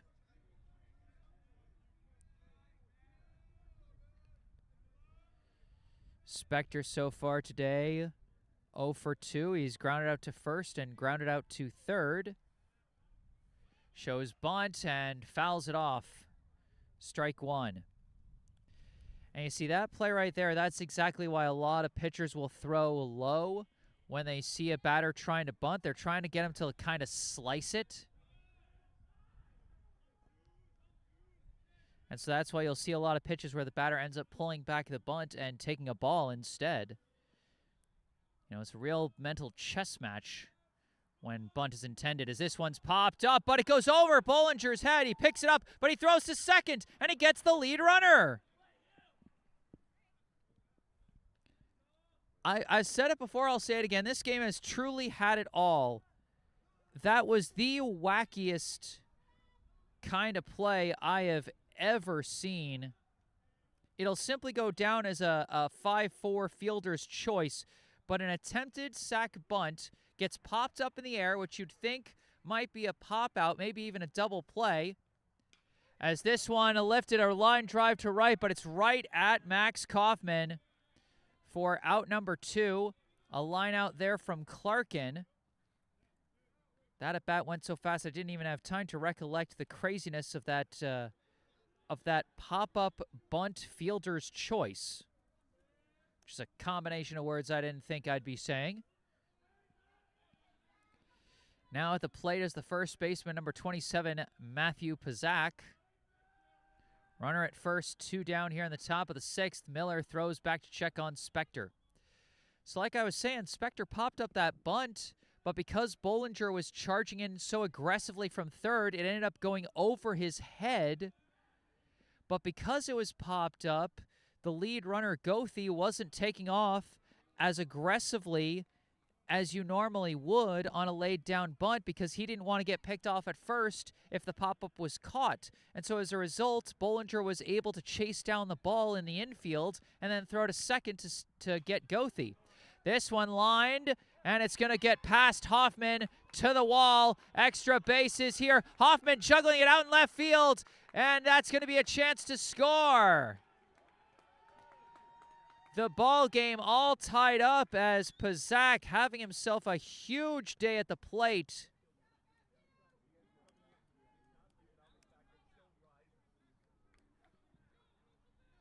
Spector in to score as Matthew Pazak with his second RBI double of the game. What an explosive day at the plate he is having so far. As up comes the right fielder, number 1, Mason Tarantino. First pitch in the zone for strike 1. 2 down, and the go-ahead run now at second base for Lincoln-Sudbury. Looks like Brookline has got a reliever warming up as Miller turns around to check on Pazak, but doesn't make a throw.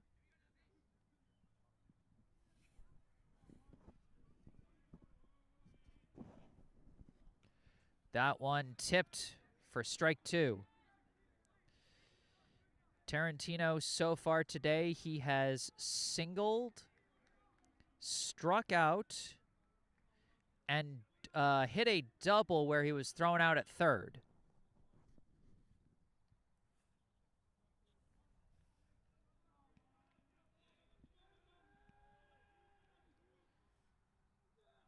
That one's going to get away, and it'll be a free trip to third for Pazak off the wild pitch.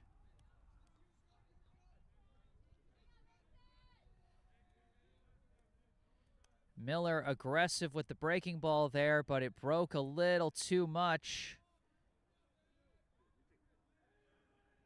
A 1-2 count and the go-ahead run now at third. That one missing inside ball 2. So a base hit a base hit gives Lincoln-Sudbury the lead here with a runner at third. This one lifted out to center, but it's right at Wally Lawrence. Brookline does not surrender the lead, but they do allow Lincoln-Sudbury to tie it up. So they do give up the lead, but they don't let Lincoln-Sudbury take it.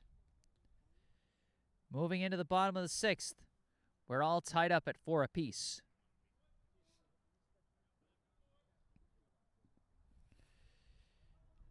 Matthew Garvin coming back out onto the mound for his second inning of relief work.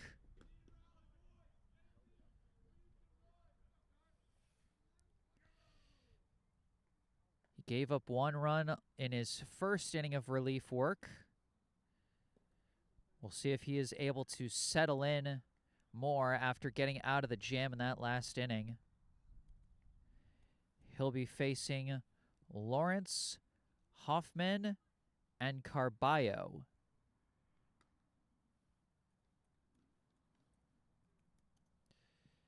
You know, we said it before with Miller back in the second inning that sometimes when you're facing a lower part of the batting order in your second inning of work after a difficult first inning, that could be a good inning to really settle in and get into your rhythm. And the second and third hitters due up for Brookline in this inning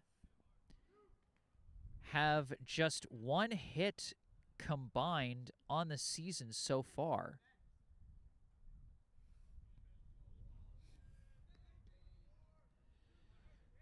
Wally Lawrence, of course, had an RBI infield single earlier this game. The other 2 batters hitless so far. Leading off now, the center fielder, number 24, Wally Lawrence.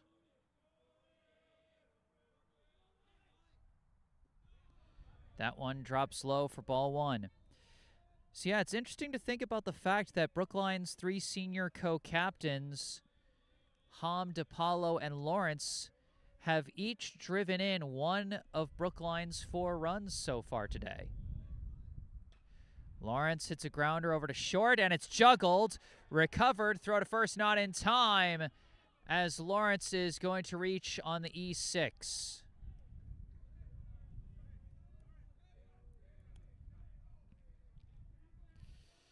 And Brookline fans know that Lawrence has got speed on the base paths, so however they can get him on the base paths, they'll take it.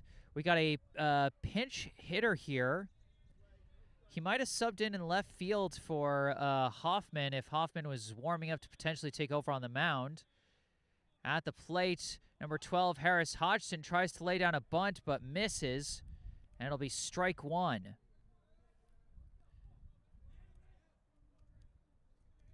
Hodgson, you can see so far this season 0 for 4 with a walk, a run, and an RBI. And they're trying to have him move Lawrence into scoring position. It's a low one. Hodgson tried to lay it down anyway, but fouled it off, and the bunt strategy is now dead with a 2-strike count against Hodgson.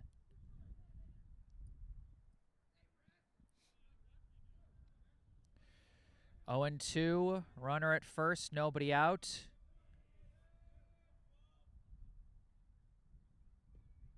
And that one's going to miss outside for ball 1.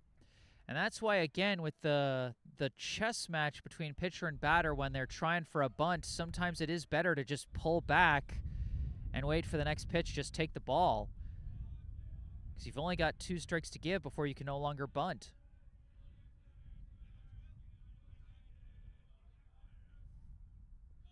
That one going to miss low for ball 2.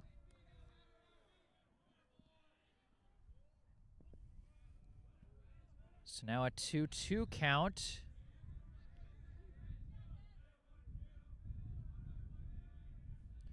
Lawrence taking off. It's a high ball 3. A throw down to second, and Lawrence was tagged. He tried to slide under the tag, but Hornbeck got it down onto his helmet in time just before his foot reached the bag.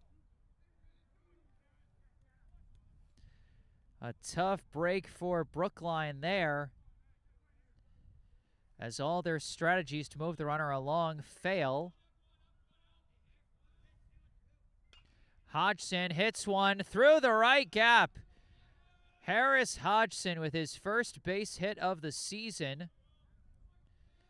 And I do believe that is the first base hit of his varsity career. And boy, that's got to be rough if you're Wally Lawrence, because like you just wait one more pitch and you're getting to move to second. But it'll be a runner at first with 1 out. I forgot to update there. Now at the plate, the second baseman, number 30, Danny Carballo. Strike 1. Carballo still searching for his first high school career hit, as he's hoping to move along the runner however he can here. That one drops low, ball 1.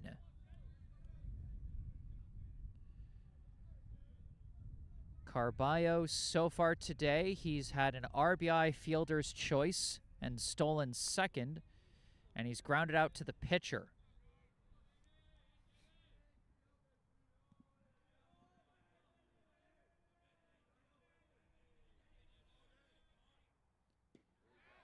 That one hits the zone, strike 2.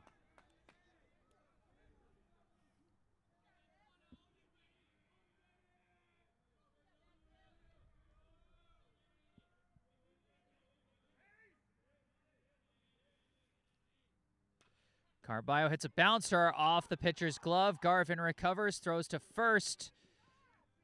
And that'll be the second out.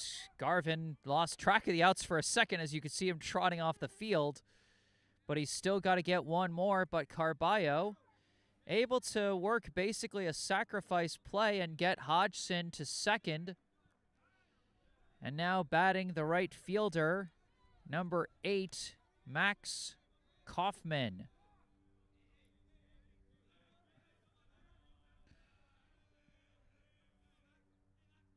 First pitch and a big swing and a miss from Kaufman.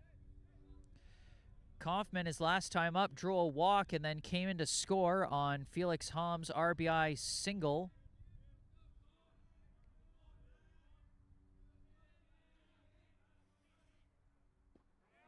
As that one misses to the outside, ball 1.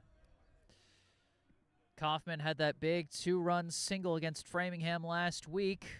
Could potentially have a big RBI hit here. A base hit to the outfield. Has the potential to bring in Hodgson.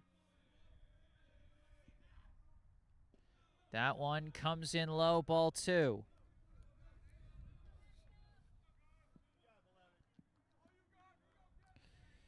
Two and 1 the count. The score tied at 4. 2 outs here in the bottom of the 6th. Hodgson at second. Kaufman at the plate.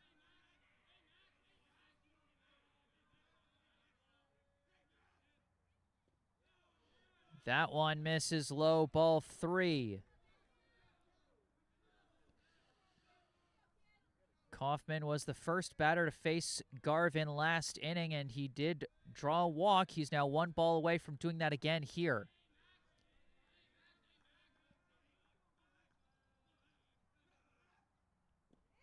And that one is going to miss. Ball 4 as Kaufman walks again. And we cycle back to the top of the Brookline order with the designated hitter, number 9, Connor Fitzgerald.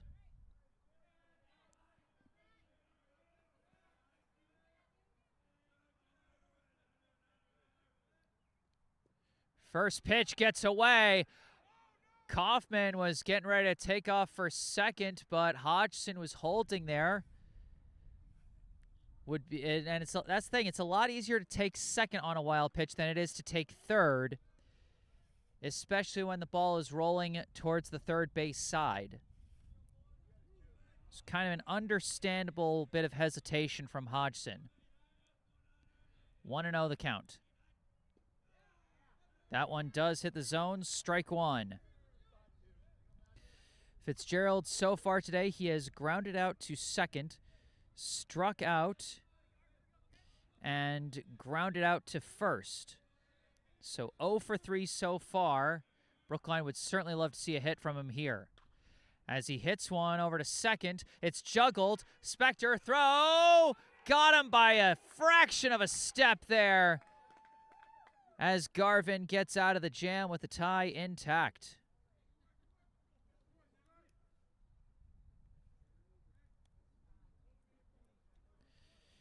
We are through 6, heading into the 7th, here at Joe Campagna Diamond, here at Warren Park in Brookline, Massachusetts. Still tied, Brookline 4, Lincoln-Sudbury 4. Brookline sticking with Q Miller into the 7th, as it'll be the 4, 5, 6 hitters, Blanchette, Danielson, and Hornbeck due up. Yeah, Brookline in the midst of what is almost effectively a 4-game week here, as they made up that delayed Framingham game on Tuesday. And so they are stretching their list of eligible pitchers kind of thin. You know, they got a good break in that sense with the complete game no-hitter from Nikolai Rabiner, and the only pitcher they used on Tuesday was Harris Hodgson. But they're trying to leave as many pitchers in the tank as possible for Friday's game against Newton South.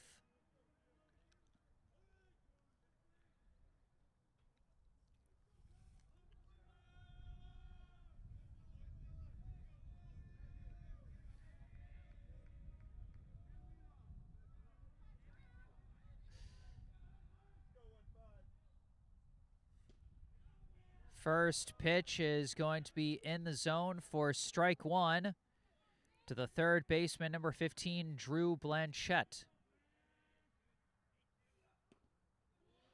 That one in the zone as well, strike 2. Blanchette quickly behind in the count here. Pops this one up. Carballo is under it and makes the catch for out number 1. Boy, even in his 7th inning of work, Miller is still coming out aggressively attacking the plate. Perhaps even more aggressively than previous innings. Now batting the designated hitter, number 3, Luke Danielson. First pitch misses low and in for ball 1. Danielson, so far today, 0 for 1 with 2 walks and a 4-3 groundout, as that one's going to miss for ball 2.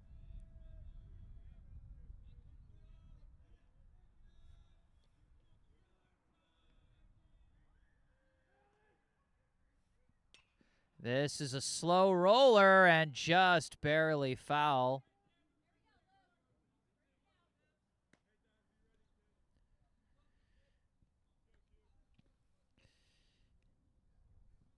And we actually got a couple of notes and emails from some students. Jake Johnson from Ohio saying, love the live stream. Go Brookline. One tip I have is to have a wider angle of the game so we could possibly see more, as that one is going to be strike 3, actually. I lost track of the count real quick. Whoops. Looking at too many different things at once. Danielson down on strikes. Second out. Now up comes... Oh, wait. No, he wasn't out. I did have the count correctly. Dang it. I thought he was stepping off in frustration. I'm all kinds of turned around. But I believe the count is now 2-2 as Danielson fouls that one back.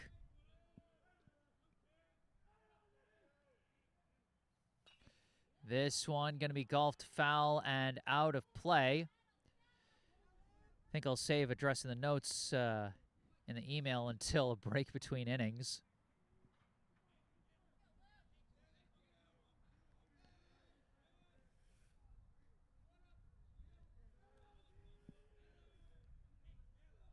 And now it's a swing and a miss for strike 3. There we go. So now the count I have there on the score bug is accurate. Now it's 2 outs.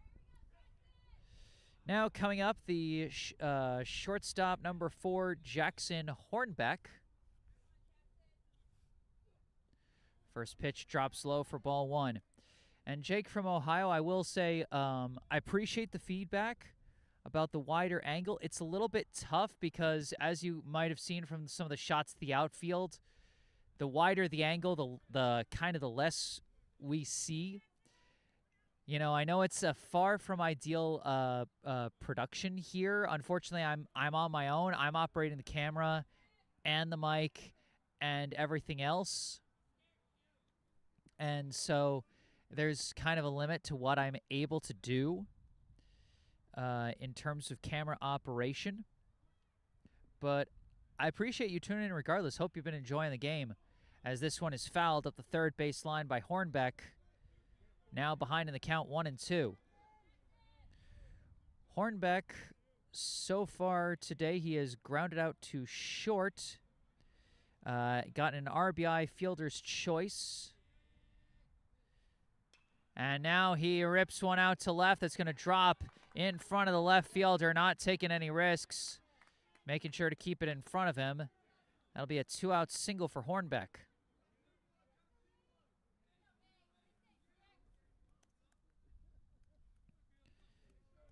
Now batting the catcher, number 11, Nate Heinen.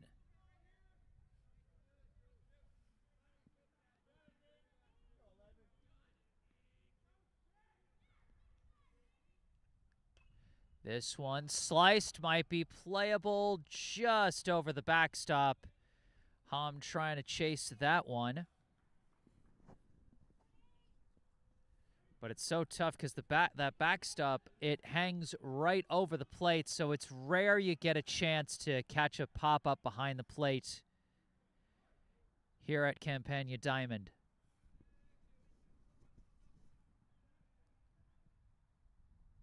That one skips in the dirt, well blocked by Hom. He's had himself a pretty good day behind the plate for Brookline, as well as a pretty solid day at the plate, having had a big RBI single earlier. Pickoff throw, but Hornbeck dives back safely. 1-1, the count to Heinen. Runner at first, 2 down here in the top of the 7th with the score tied. That one hits the zone, strike 2.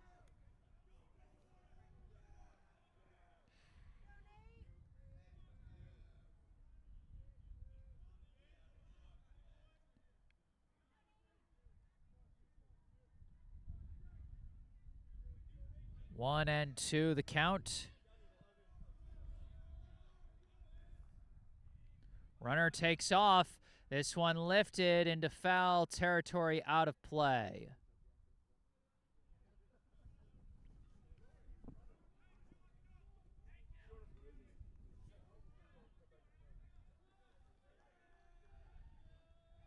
So Hornbeck retreats back to first off the foul ball.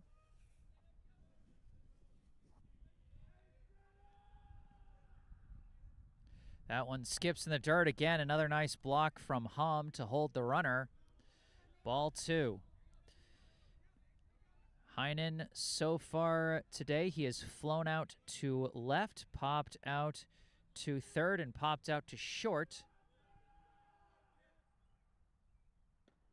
Ooh, did he go around? No. They say he checked his swing. Home plate umpire had to check with the infield ump. Said he didn't go around.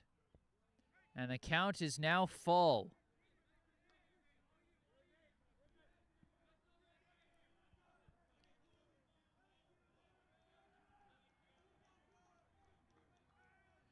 Big payoff pitch coming here. Hits a grounder, foul. An intense battle here between Q Miller and Nate Heinen with 2 outs. The potential go-ahead run at first here in the top of the 7th inning.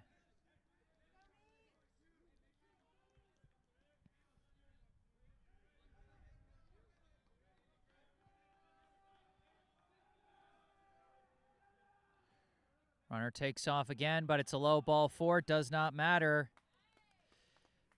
That check swing call, very huge here, as now the potential go-ahead run moves into scoring position. And it looks like they're going to make a call to the bullpen here in this spot.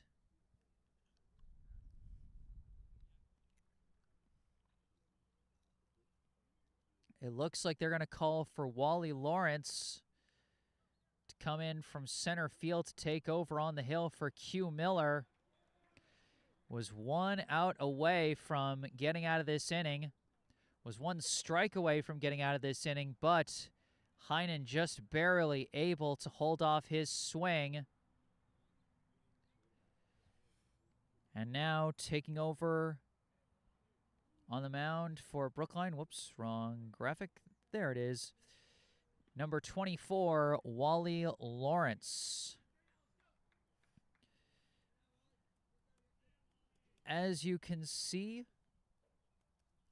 Lawrence has made 2 previous relief appearances for Brookline. No earned runs to his name so far through 4 innings of relief work. But there's a difference between allowing your own earned runs and allowing inherited runs to score,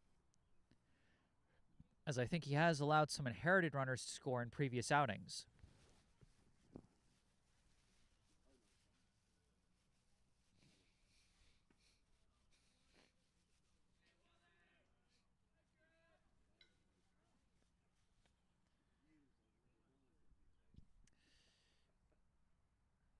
We got a courtesy runner in for the catcher Heinen. That's number 10, Carson Giunta.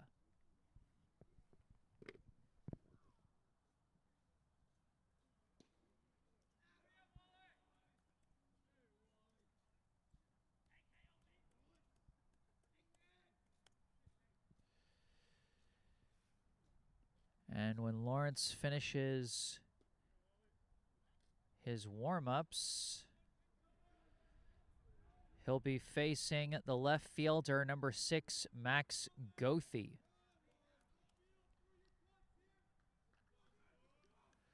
And his warm-ups are done as Goethe's going to step into the box.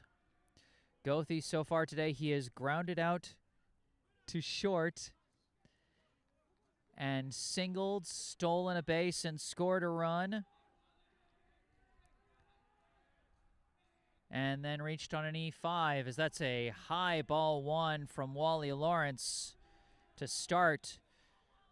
We saw a couple innings back as Garvin kind of struggled with his control early in his relief outing. Lawrence now in a tight spot himself, as that one's going to miss high for ball 2.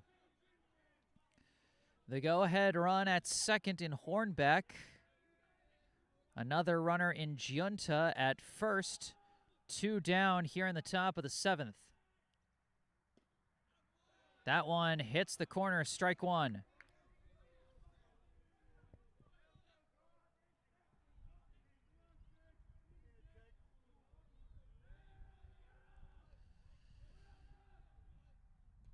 Fouled off by Goethe this time, strike two.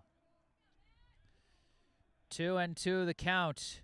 2 outs, 2 runners on.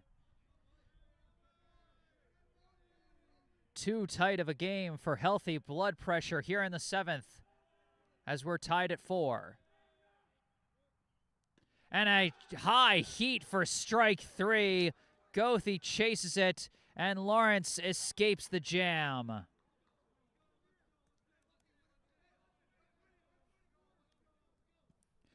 We move into the bottom of the 7th. Brookline with a chance to christen Joe Campagna Field with a walk-off win here in the bottom half of the inning. All they need is to score once. It'll be the 2-3-4 hitters, Hom, Bollinger, and Gamau. As Garvin returns to the mound to try and keep the tie intact and send it into extras.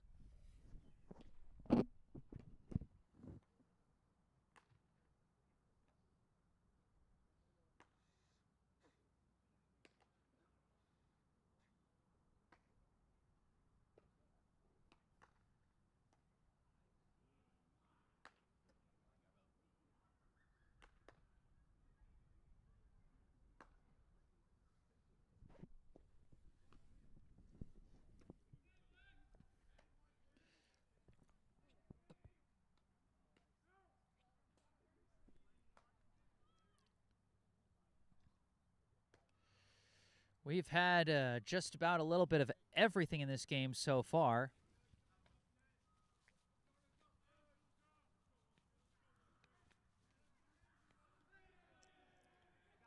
Could we possibly have a walk-off as well?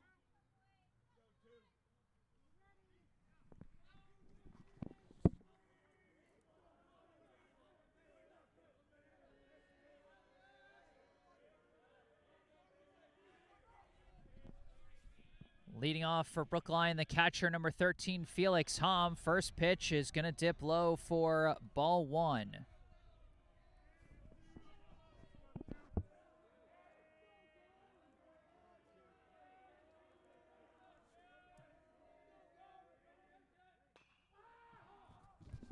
Hom skies this one into shallow left, and Goethe is under it for out number 1.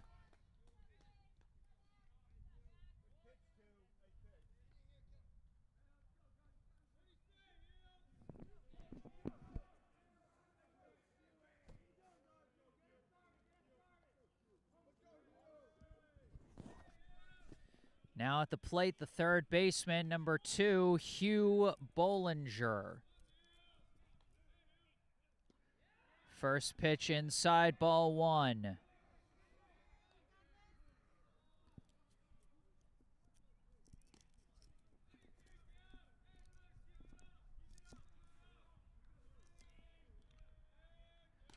Bollinger launches one deep to left center. No way! It's into the gap. Bollinger with a 1-out double here.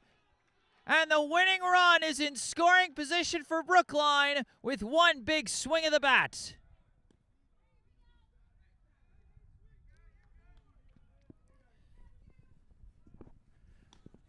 Boy, for a second there, I was wondering if it could have potentially gone out just because Bollinger has already sent one out this season. But he will stand at second, the potential winning run. Thaddeus Gamau at the plate, and he's going to pop this one up in the air. Pazak calling for it, makes the catch. That's a big second out get for Garvin.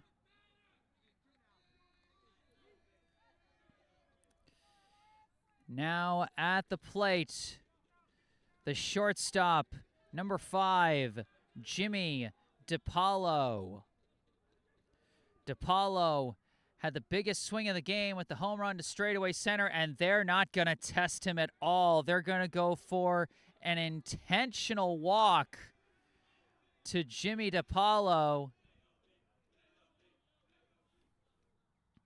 And instead, they're going to pitch to the center fielder, number 24, Wally Lawrence.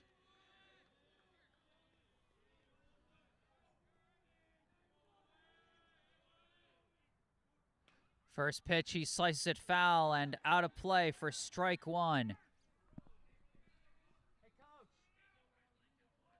Coach. First base coach. Ah, man. Just trying to see if I can get him to move. 0-1, the count to Lawrence.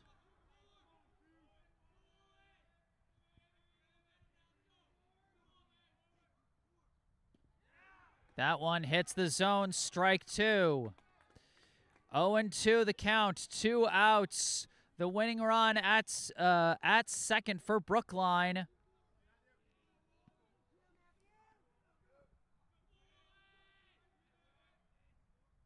Lawrence lines one to center, drops in, Bollinger racing around, coming to the plate, it's going to be close, slides in, safe! Wally Lawrence christens Joe Campagna Field with a walk-off single to center. Brookline wins!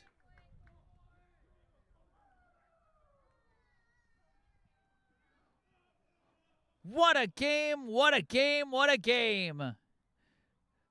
The first game at the newly named Joe Campagna Field. And for Brookline, it was their co-captains coming through again and again and again. Wally Lawrence, the one who got the scoring started for Brookline with the RBI infield single in the bottom of the second, finishes the game with the last of the scoring with a walk-off single to center. Hugh Bollinger putting on the Jets after a huge double to left center, slides in safe at home on a close play to score the winning run. And then the other two senior co-captains for Brookline, Jimmy DiPaolo with the other big swing of the day, the home run to straightaway center. And then, of course, Felix Hom with an RBI single in the bottom of the fifth that got Brookline their second to last run of the game. How about that?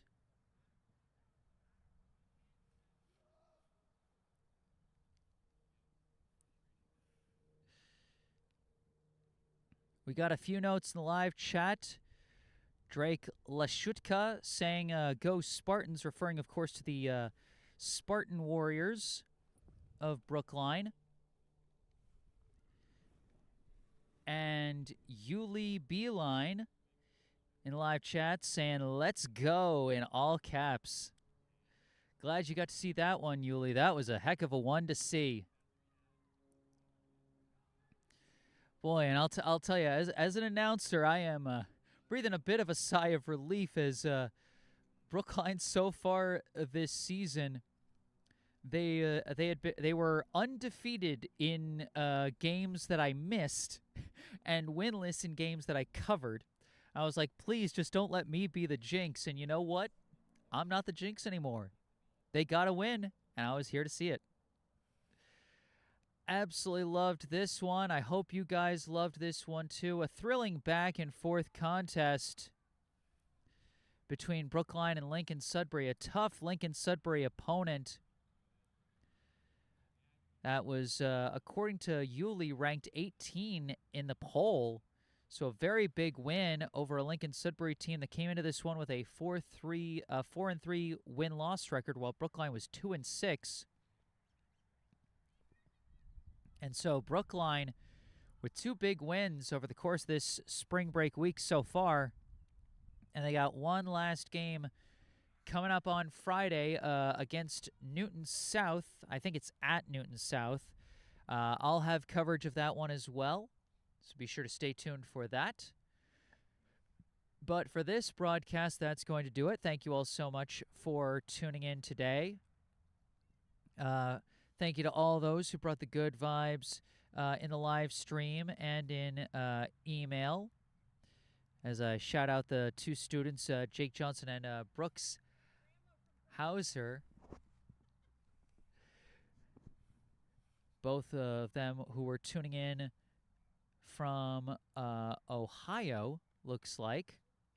One of them rooting for each team. Hey, you know what? I love it. I love seeing fans of both teams getting to tune in. Loved all the notes in the live chat. Loved that the man, the myth, the legend, former coach Joe Campagna himself in the live chat. Watching his former team christening the field newly named after him with a walk-off win in a thrilling game. And so if you enjoyed this live stream, be sure to hit that like button and subscribe to the channel. If there's anything else you'd like to say after the live stream has concluded, you can say it in the comment section down below. You can also go down below to the description section of this video, where you can see the link and phone number for our local charity spotlight, the Brookline Education Foundation, as well as some links related to me that you can also see in the bottom right corner of your screen.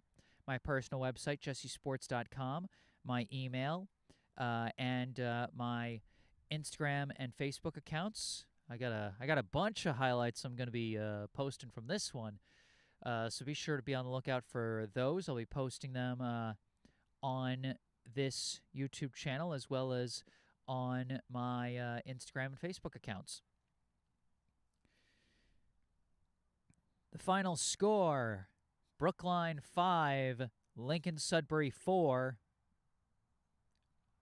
And for the first time, I'm happy to say this, from Joe Campagna Field in Brookline, Massachusetts, I am Jesse Mayfield-Sheehan. Thank you all for watching, and enjoy the rest of your day.